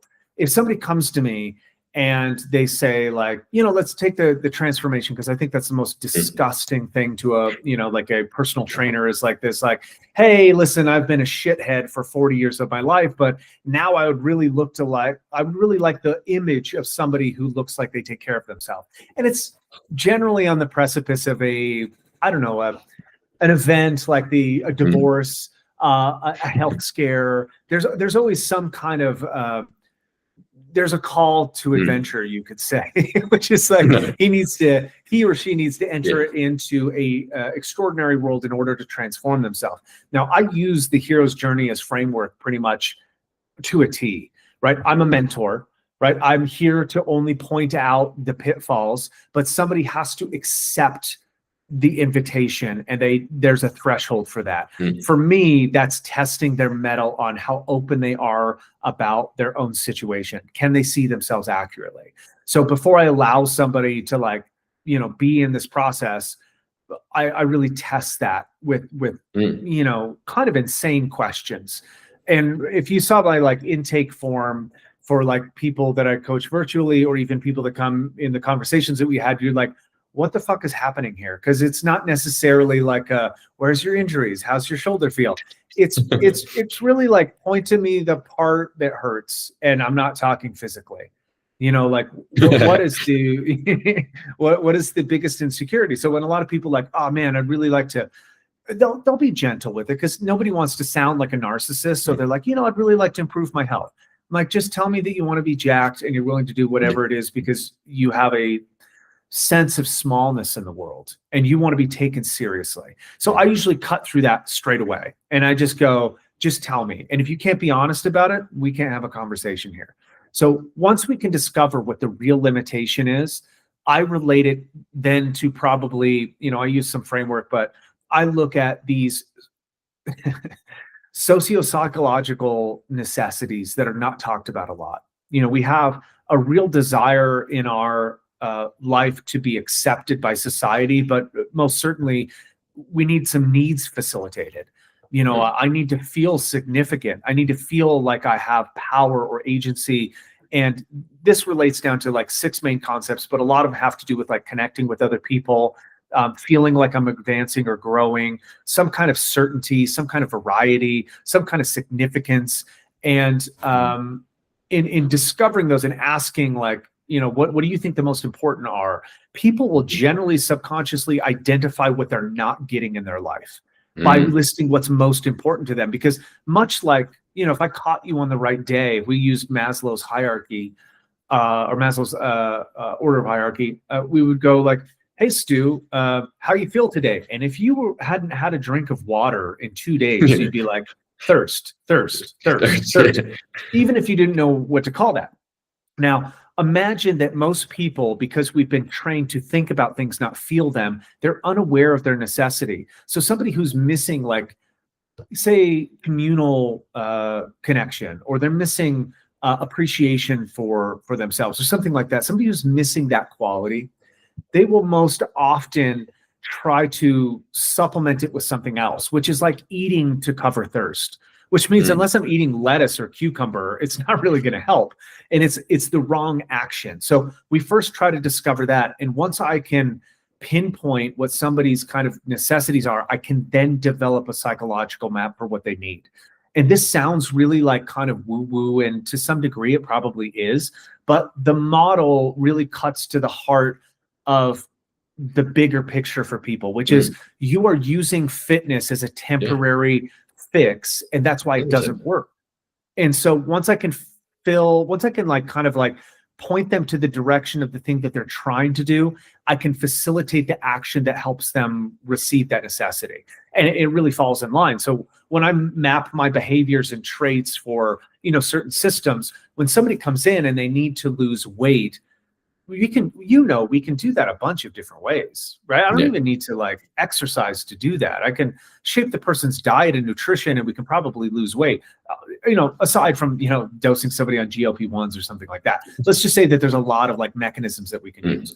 And if somebody comes in and they need muscle mass, well, there's only a few ways we can do that. So they need to relate to the behavior trait, right? If they have massive amount of confidence, they're not going to really develop or see the utility in developing themselves through bodybuilding. Now, they might still do the action, they just won't need the output of developing muscle tissue. They'll still go through strength endurance, and that's where we gear it more towards like a workhorse kind of deal, like more like what I would call like farm strength, which has nothing to do with putting on size, but it has to do with work capacity. And then if somebody is, you know, cynical, we see this all the time, like, a lot of endurance athletes are very untrustworthy, but a lot of people don't have trust in themselves, and it's because they've eroded it by abusing themselves with exercise. And so this is a really interesting thing where like somebody might be able to go really far, but that's because they're overriding all of the signals to self-care. Yeah. Right? Yeah, makes perfect sense. Yeah. So it's usually each one of these spheres, what do we call these like bubbles, what I classify as like aerobic capacity, strength and power, and strength endurance is kind of in between there, and endurance. A lot of these have kind of like a dichotomy to them where like, yes, you have to be able to like push past into discomfort, which is where I would agree with like how you wrote about endurance. So you're recognizing these first behavior traits that come up, which is like, oh, this has a lot to do with the conversation in my head and how I have perspective on my effort. What we like to say is like, if you finished a 100-mile race, bike, run, doesn't really matter. You probably could. We'd be like, hey, Stu, could you run 100 miles? And right now you'd be like, fuck me, I'd walk it, but I would get through it, right? I would find a way. Now, if I said, at the end of that 100 miles, could you do another 100? The answer would probably be no. But if I asked you if you could get 200 miles, you would make it happen. So really a lot of our endurance just has to be on our expectations about how to build a proper effort map, because and logically, I would say you can't, because you haven't ranked the effort correctly, the perception correctly. In that effort of articulating the time domain required to expend energy, you have to, why we described as endurance is because there's going to be a point where your internal resources are too few. And therefore endurance becomes about how I facilitate resources to myself, also known as self-care, right? So food, hydration is mostly what people think about, but the real mechanism here is like the wear and tear. Am I taking care of my tissues and the hot spots on my feet and the chafing in my armpits and in my legs? If you don't address the blisters on your feet, you'll never, like, I don't care how hydrated you are. So realistically, self-care is about this conversation, which is how far can I go? And the other conversation that should be combating it, which is what do I need to get there? Like what kind of resources do I need? And this is that balance again. Yeah, it's a more gentle conversation. If you'll notice, like, I don't know how popular it is over there, but David Goggins is like a hero over here, right? Yeah, there was a very good, you know who Ross Edgley is? No. I've heard of him. So Ross Edgley is the British guy who swam around Great Britain. Oh, okay, yeah. And he talks about this a lot, about how his interaction with different endurance athletes and what strategy they use to get through endurance. And one of the examples he uses, Dave Goggins, which is just like basically negative talk, like self-hatred, like just hating yourself into doing it. Whereas he goes for gratitude and like eudaimonia, basically, of just like, I'm so lucky to be here. I'm so lucky to have these people supporting me to do this. Because he was like, he's like, I can self-hatred my way through, I don't know, 50K swim. But after, like, when you're on your 20th day, it's just so much more fatiguing to do it through negative and self-hatred. Whereas you got to find a way that you as an individual can keep positive if you're looking for a real endurance, which was quite interesting. Precisely. Yeah. I would 100% agree with that notion. And I also say, like, the problem is like our behavior, if you study this, essentially, we'll get into some pop psychology a little bit, but essentially our behavior is the accumulation of our justification of events that have happened to us. And how we interpret something is totally up to priming, like how we felt on the day, what happened to us before that. So our identity, if you break this down into like a fucking crazy degree, essentially, I have this like identity. I'm this way. I think I'm like this because this happened to me. But realistically, it's just about the story I told me about the things that happened to me. And to be honest, 90% of those are fabricated. Most of my memories are fabricated justifications to things that I put into context that I thought was helpful for me at the time. Now, that's every event. That's who I interact with at work. My traumas, my car accident, all of these things start to accumulate. And we just think that the way we act is based off of an accurate perception of those events. But realistically, those events are based off of like subconscious things, right? Like, and this is why the top-down model doesn't work, because let's say you go into work and somebody says like, hey, Stu, nice shirt. And you're like, what the fuck? Like that was a passive, like your internal judgment and mechanism about trying to decide, was he trying to say this, or was he being a dick, or like, is he making a funny thing? It will be based off of how you feel on that day. And if you just got cut off in traffic and somebody messed up your coffee order and you didn't have a good night's sleep, that person's now your enemy. And now you've built a whole narrative that down the road, you will have to keep that narrative, and that, you know, you're a dick to that person from now on. Yeah, assume like that's what most subconscious people are like. Oh, like that guy was rude to me, so I'm rude back. Well, build out that everywhere. And then we start looking at the identity and we go, this is a construct that I was not in control of, admittedly. From the time I was basically 7 to, you know, the time that I was around 30, and I started to become vastly aware of my deficiencies. And after my prefrontal cortex is kicked in and all of the other stuff comes out, I start going like, why am I like this? Like, I'm thinking about the world in this really weird way, but I don't feel like that is me. I just feel like that's something that I've adopted from something else.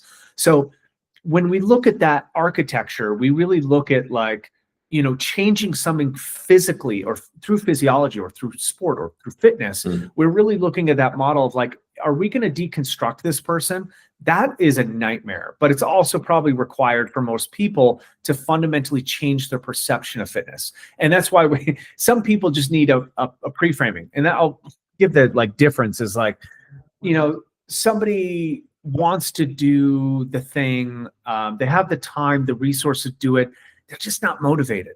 Well, they just need to understand the leverage points better, right? They just need to put it in perspective so they can make these things happen. Now, most people use pre-framing as a sergeant, right? They use motivation. We're taught to move through punishment or discipline. What we call discipline, we put on ourselves. So now we can relate this back to endurance and the behavior trait. Why does every military faction in the world use running as their modality, right? Constant daily running is generally the prescription.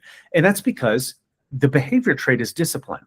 Now, David Goggins, coming from like a militaristic background, saw that that was really useful to get him to do things that he couldn't do before he joined the military. Remember, he was like a fat, out of shape, kind of like complacent person.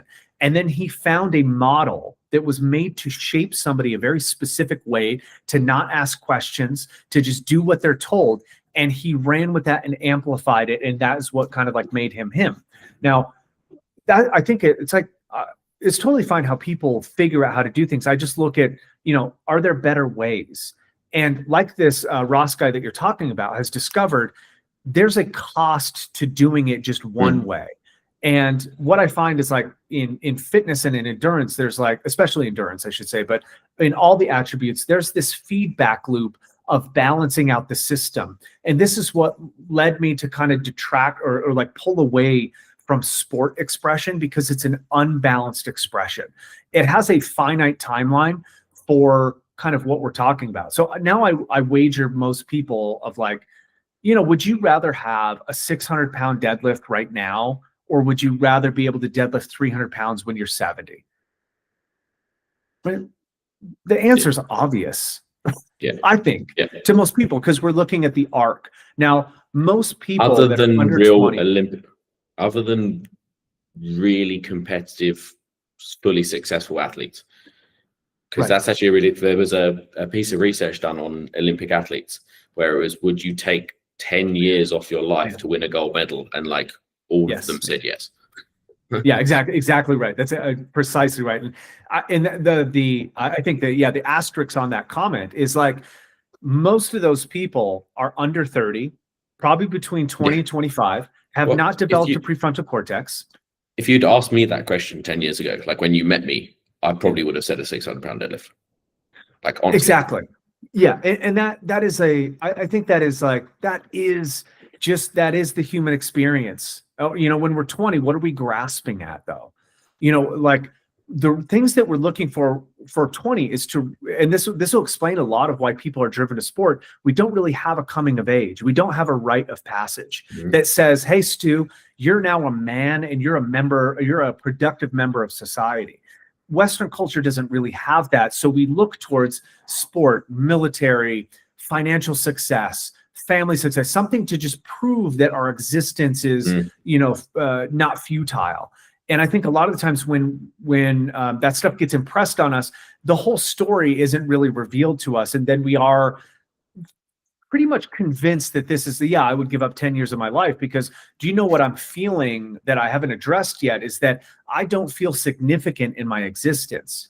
And therefore, I won't be existing for very long. If you know anybody that is battling like an insignificant feeling and a disconnection from society, we're talking about somebody who's probably facing anxiety and depressive symptoms, and that person will self-annihilate, funny enough.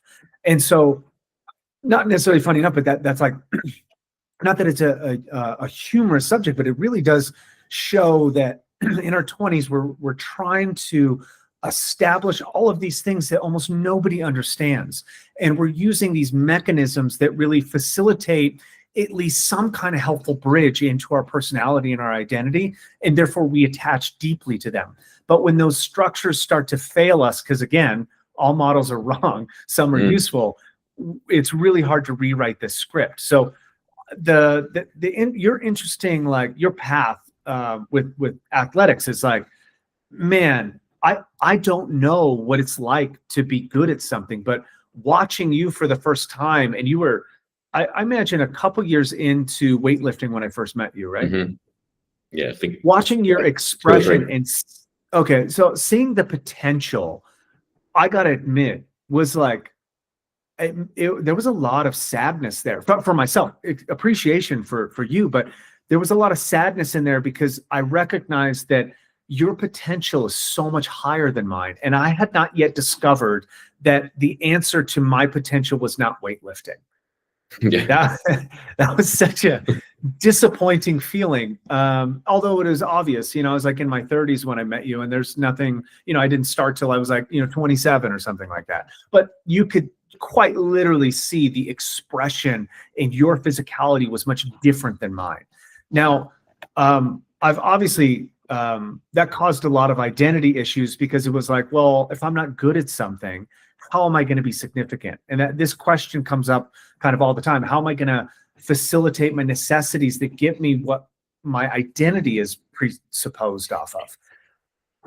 I often think, like, again, I moved over to a side of the world where religion is still much more prominent and much stronger, especially from the UK. It's kind of very much fell out of, not popularity, but like fashion. Yeah. It's not practiced anywhere near as much.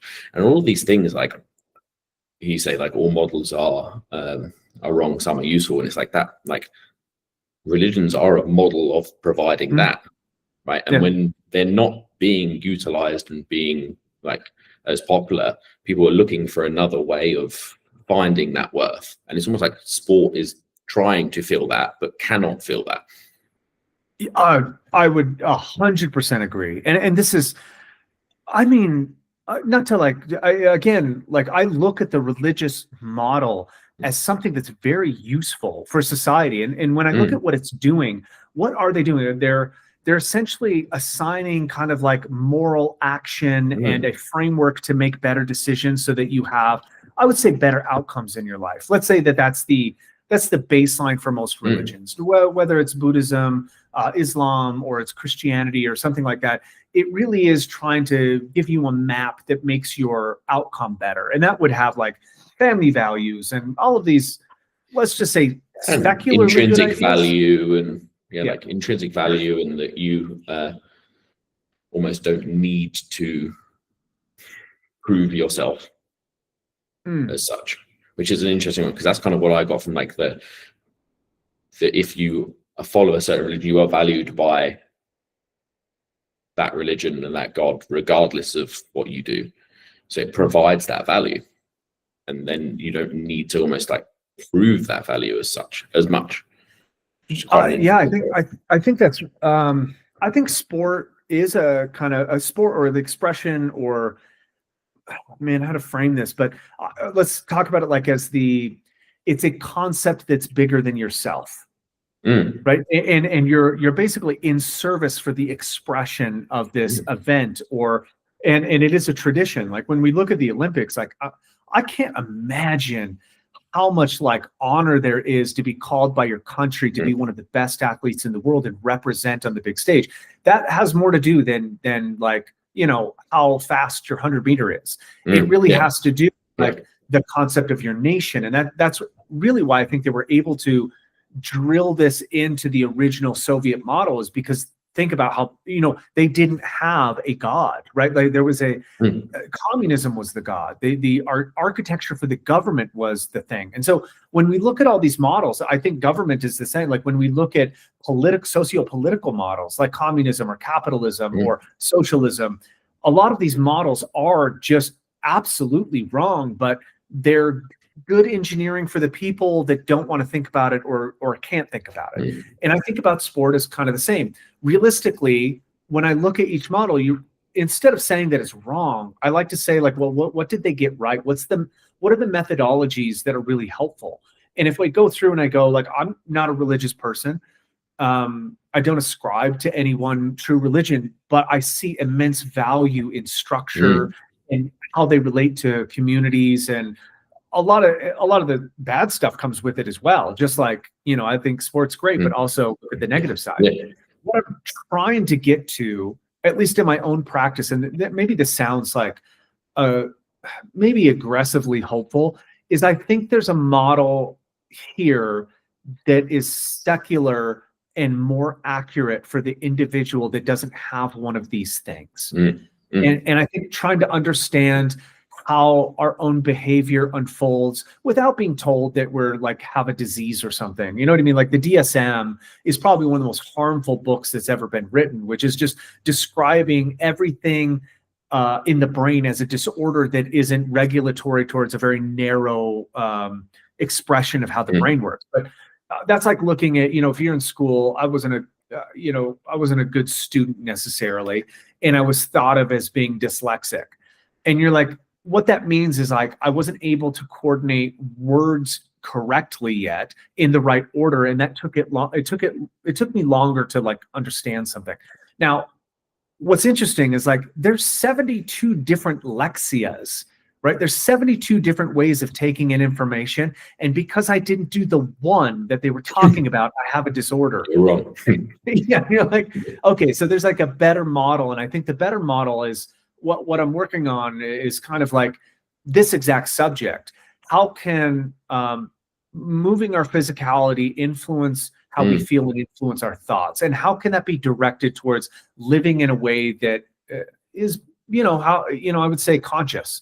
You know, how can we develop better relationships? How can we have better life experiences? Which is quite literally has me redefining fitness. So, and redefine, I mean, by going back to the old definition of it, which is like the traits and behaviors for survivability, which tells us originally. Now it's like, you know, none of this is new, but when we're looking at it, we're very few people in the world talking about how behaviors and traits are related to physical expression. However, that was quite literally the original definition. Yeah, and why people did it originally and what it was originally designed for. Yeah. Yeah, and I mean, in the case of natural selection, so the 1700s, they were like, "Hey, how does that animal survive?" We're like, "Well, here's the behaviors and the traits, and that's defined as its fitness." And you go, "Oh, crazy!" And then, you know, fast forward into who knows what happened, and we look at fitness like, "Well, does he have a six pack?" And you're like, "What the fuck? What's his VO2 max?" Okay. Exactly. And you're like, when we look at it that way, when I look at like survivability in the modern world, we're not talking about fighting, you know, saber-toothed tigers or something like that. And that's how most people relate, you know, the physical attributes or whatever. But we are specifically really trying to define what I need to move forward and live a better life. And so I really do think that like understanding endurance, how to take care of yourself, how to build trust within yourself and discipline. And, you know, how to develop a level of sensitivity to structure yourself against, you know, forces of the world and then produce power against them. How to ensure that you can be creative, but also focused. I think like just taking these, you know, 6 major aspects and applying them, I think can get you much better results in life because you won't flounder so much and you can root yourself to a consistent practice. And then when you start looking at it, you go, oh, that's what the Greeks did, actually. When you start looking at gymnasia was a school for the elite to learn how to argue, how to debate, rhetoric, and wrestling, and javelin throwing. It's essentially like they built their entire curriculum on moving first. So you would go to the Center for Naked Exercise and you would, develop yourself. And then you would sit in what the, Brazilians describe today in Portuguese as hensa, which is the conversation that's elicited after combat. And when you look at these like traditions, you're like, man, we have known for a really long time. If you look at anything that Socrates said or Plato said, they've known for a really long time that there's a very close distinction or connection between how we move, our physicality, and our philosophy, or how we view the world. And I think all I want to do is like bring that back. Yeah, I want that to be the core. Those two spheres have just separated, right? You have your philosophical thought leaders over here, you have your physicality and your athletes over here, and they've just diverged rather than where they're meant to be, or where they originated together.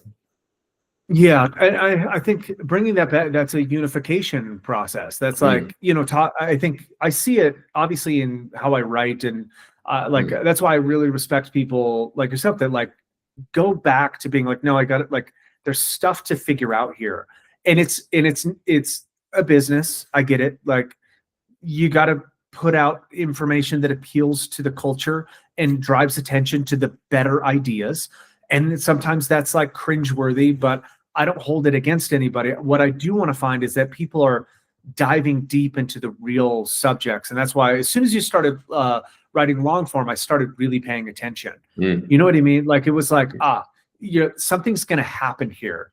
And sure enough, it was like within a couple of articles, and I read them all, it was like, okay, sciencey, like, okay, coming up with like how you are modeling the world, and eventually, boom, now you're seeing. I'm trying to like alternate, just because like for me, I think if I focus too much on the philosophical side, I'll lose a decent amount of people who are there just to learn some more niche topics on the more sciencey side. And kind of for me in my community, that's kind of more what I'm known for.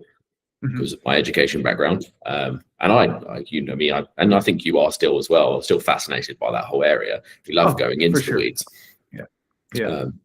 But for me, it has to balance with the philosophical side of it. Otherwise, it's like it's all this science for no real reason, no real substance. Yeah, and I agree with you. Like I like the balance. I love the ins and outs, because as soon as it starts to thread, I think it is one subject, but for people to understand it, you really do have to build it out quite a bit. And I think I love going back and forth because the physiology is still fascinating to me. You're like, the little details that we know now are like incredible. And we didn't have a lot of this information before. And now how we're connecting to kind of like, even the mechanics of breathing, and all of this stuff is coming out as like, absolutely insane for how it regulates the brain and the mood, and all of it is going to come into this one picture. I think what I find fascinating is like, and also, I would say makes me feel a little bit helpless is like looking at the 20-something-year-olds that are, jacked and restating or being responsible for the major themes that are getting discussed when they don't really understand like the bigger picture. So that, they're assigning truths to things that don't really exist. That's kind of what I would like to see kind of more balanced out, for lack of a better term. Yeah. Even the TikTok bros talking about mechanical tension being everything for life. Yeah. For sure. I think that's the problem, is it takes time in the industry and experience in it. And as we said at the start, almost going too far down one route to almost end up full circle to actually think about these things. You can't, like, I wouldn't have, if we had been having this conversation 10 years ago when we first met, I would have been like, damn, Michael's a weird dude. Probably wouldn't have probably wouldn't have ended up having this conversation and like it would have probably derailed my journey on this. It's like people need to almost be in the right place to and experience it. It comes from the experience. Yeah. To be fair, like your question on how to like incorporate this, you really do have to know when you're going to like burn somebody with too much idea, right? Yeah. And so when a client comes in, I do think this is I do think that physiology or the development of your physical body is philosophy in action, right? Like I really do think it's a methodology, especially when it's rooted on the concept of like bringing more awareness. Now, most traditions, Eastern especially, are about improving consciousness. Like, how can we get more conscious? How can we become more aware? And a lot of that has to do with just like meditating or some form of yoga. And funny enough, like yoga, in the West today is like this bastardized practice, but originally essentially the philosophy of 8 limbs was talking about rooting philosophy in movement. That's the original idea of yoga, and what came from it is like, now we have girls in stretchy pants doing poses and stretching, but the original root of it means to yoke, to be burdened, right? To be burdened by an idea, a concept, and a weight and a load and something to overcome. So I might look at yoga and be like, this is the original strength training, and people would get mad at me today because we have a different word for it, but originally that was what the term meant. How I see it now in threading this into clients is just understanding the bigger picture and trying to pinpoint where they're at on their own journey, and then entering in as the mentor where you can. And for some people, maybe that is just understanding physical exercise, right? Like, move like this. And this is what's wrong with your biomechanics. Like, I talk a lot, about, expressing the difference between the range of motion that is possible and the range of motion that you have control in, right? And we talk about these concepts loosely, but realistically what we're talking about is like, this is how the mechanics of your physical body work. Here's where you're limited. Here's where you're not. Once you can identify like, oh, I can't put my arm over my head. Okay, that's all physiology, right? We're just talking about concepts to open up that joint and understanding where they might be compromised because of that joint not opening. So, person who has poor shoulder mobility, we know that it generally affects the low back, and people that have ankle issues, it's usually the hips or whatever. We still using the fundamentals of fitness and physiology and physical training to correct things, but we're also threading in the bigger picture here and there. So in how I do it are like concepts that are, when somebody's ready for it, they will appear. And this is I would say my most famous or kind of like well-known one is the quit, don't quit conversation, which we can thread through different energy systems, but my favorite is through the capacity channel, right? Like the 10-minute air bike test is hands down, I think, one of the fastest way to recognize that there's a dichotomy inside of you, and that it's not to be frustrated with. It's not something that you learn to be a drill sergeant like David Goggins. And it's not something that you ignore. It's actually something that you engage with. The more engagement you get with the dichotomy of yourself, which is the part of yourself that wanted to do it, and then the part of yourself that's rejecting the effort, the more you can start to understand the connection between those two, the better your performance gets. So in general, I usually, I have some tests that people don't really know that are tests that I know give rise to an internal dialogue that most people become very aware of. And as soon as you point it out, they go, oh, they can't ignore it anymore. And this is one of those tricks where you're like, man, once you see it, you can't unsee it. So I use like death by burpee a lot. That's like one of my favorite constructs, right? An accumulation leads to a very specific point. Now, you're probably, in your heyday for CrossFit, you're probably, super fit, close to the ground, you can get high on the rep scheme. Doesn't matter. The conversation is always the same, which is, if I work really hard this minute, I buy myself more pain. I get to do another one. So essentially what I want to get to the point, I'll describe this to people after, is like, there's a moment where you decide, I don't want anymore, and you quit, but you don't want the perception of quitting, so you kind of lower your pace and then you call it failure. I didn't make it. Yeah. Yeah, And damn. you can see it. You can see it when you run those death buys in classes and in sessions. You can see that moment in people. And it's funny because I've definitely done that many a time myself, right? And you're fully convinced that no one else can see it. But when you're on the other side of it, you're like, yeah, there it is. Yeah, bingo. So I use constructs like that to bridge the gap between kind of our big thoughts on fitness and then the feeling of what these like normally abstract themes would be. And that's just how I do it. To be fair, I'm not for everybody. And so a lot of the times when I recognize that, like, I'm not going to be a good communicator for this concept or idea, I will tell somebody to go train with somebody else. I think that's actually been very important for me as well. I think with our business as well, of like, hey, like our gym's not going to be for everyone, and that's okay. I'm not trying to be for everyone. We want a select group of people who are like at the right stage of their life to start looking a little deeper and wanting to do things differently. Like usually been spinning their wheels doing something else, and they want to look a little deeper. But like for me, I've started, like, the way I approach it is every single one of our members gets assigned a coach who helps them on like a one-to-one coaching basis, similar to you would a personal trainer. So we do a lot of like face-to-face time, and it's like the questions asked, and that's why I try and get it out, because like on the gym floor, there's a bit of time for that, obviously, with our capacity sessions. I think Dylan, my business partner, has learned a lot of you. I put him onto your stuff not too long ago, and he really, like, he very much relates. He's very he loves his endurance, and he's like real testing himself physically, see where his mind goes. He's very into that. And he does all our capacity work for our clients, and he'll have those conversations with them in class. For me, I'm more like ask questions to my clients around why do they do certain things? Why do they train certain ways?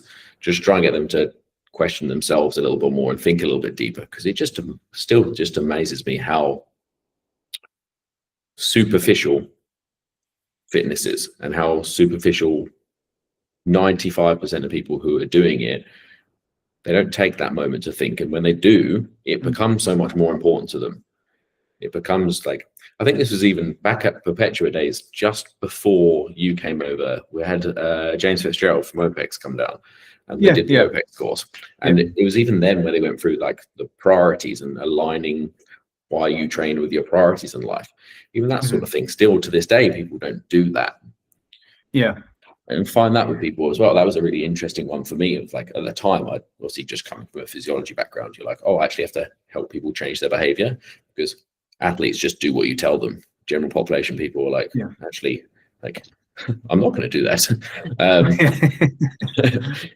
Can you find another way? And I'm like, what?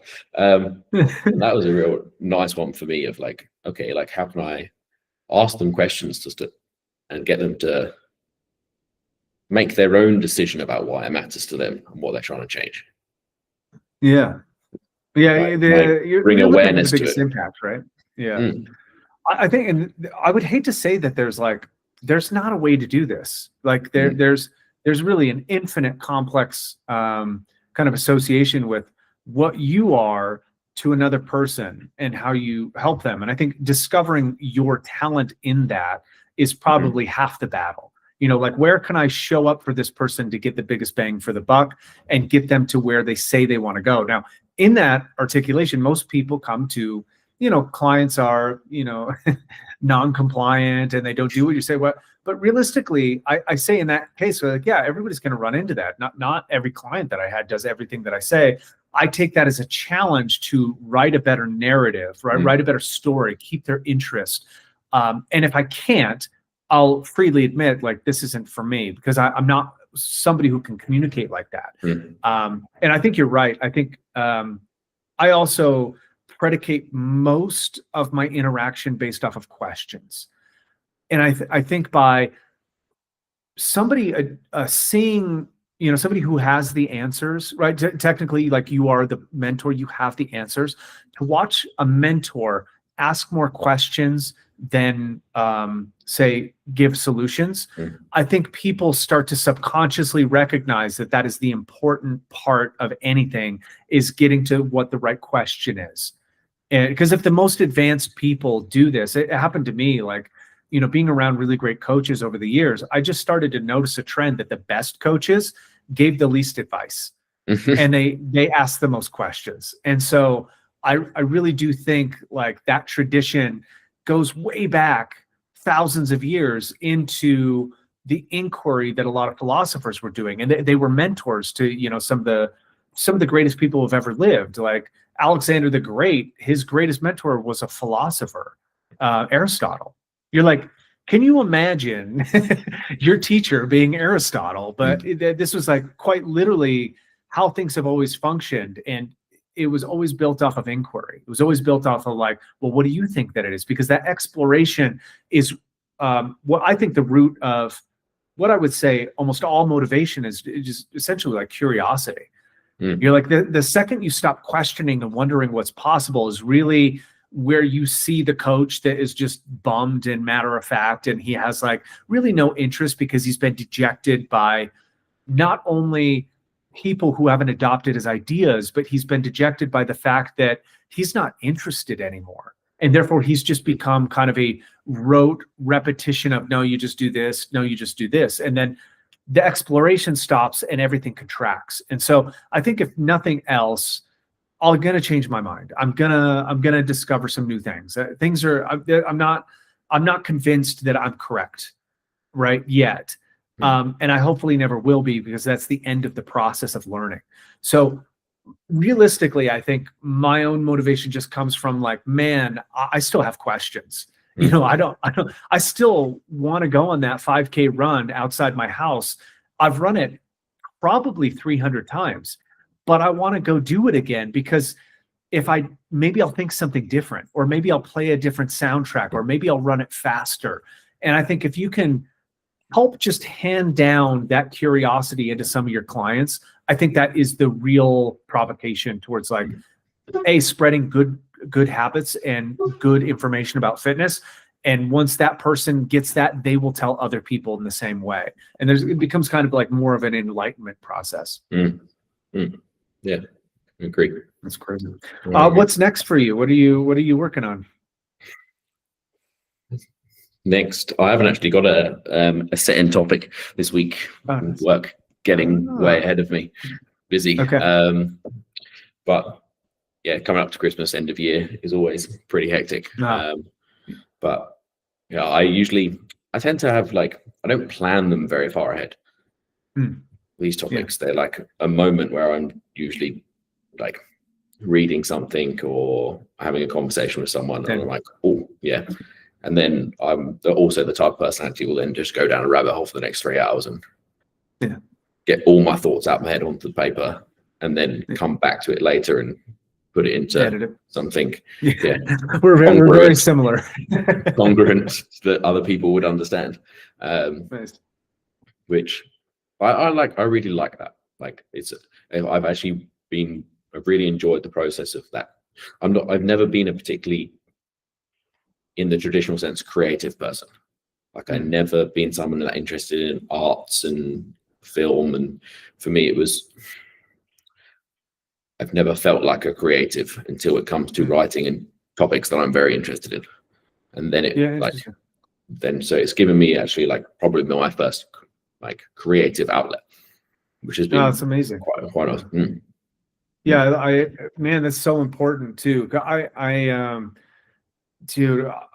There's almost nothing, I don't know, personally more satisfying than kind of like taking an idea that feels like it comes from nowhere and feels like it's not fully formed, and then like doing the hard work of working it out and problem solving and making sure that what you're like saying is correct. And I think writing is one of the hardest creative processes. Like, you know, and I'm not a good painter, so I can't like comment on it. And I'm not, but I do, you know, videography and photography and other forms of it. And I can say like, those come naturally. Like I've never had an issue like forcing that. I just like can see it and it's done. It's almost like a split second. And even in the concept of a video and editing it, you're like, it really is just like a natural byproduct. Writing is like the antithesis of what I feel like creativity comes in a snap. It's like, oh, I have to really work at it and edit it. I do think it I would say it out loud. Like, I think it makes you a better human. Like, I think being able to do this process, it'll probably influence you in ways that you don't even realize. I would challenge you that, like, you're doing long format, really start to think about long format. Yeah, no, I have. I have.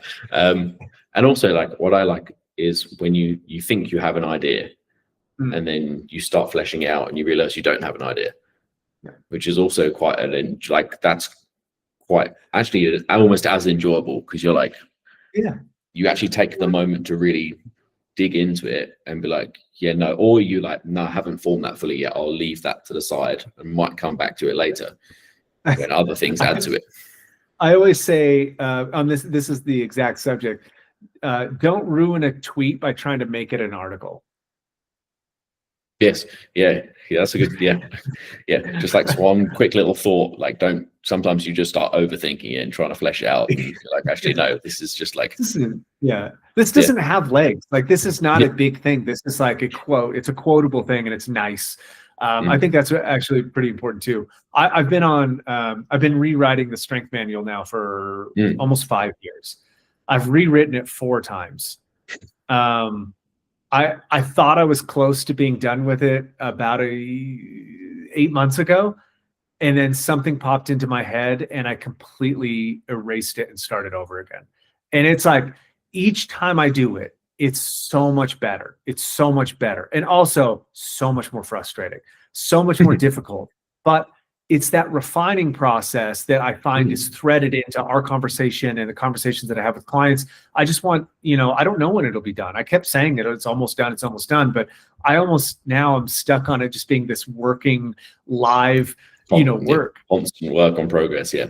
And if you will never end up being done, but it's interesting because I'd say from my perspective, from someone who consumes your content, like, what's stopping you just releasing it and then doing like iterations of it, updates? Like all the other scientific books I have, they have volumes, right, where they update the volume 1, volume 2, volume 3, where they put updates into it, because like your thoughts might not be fully formed on it, but it's probably very useful and congruent for other people.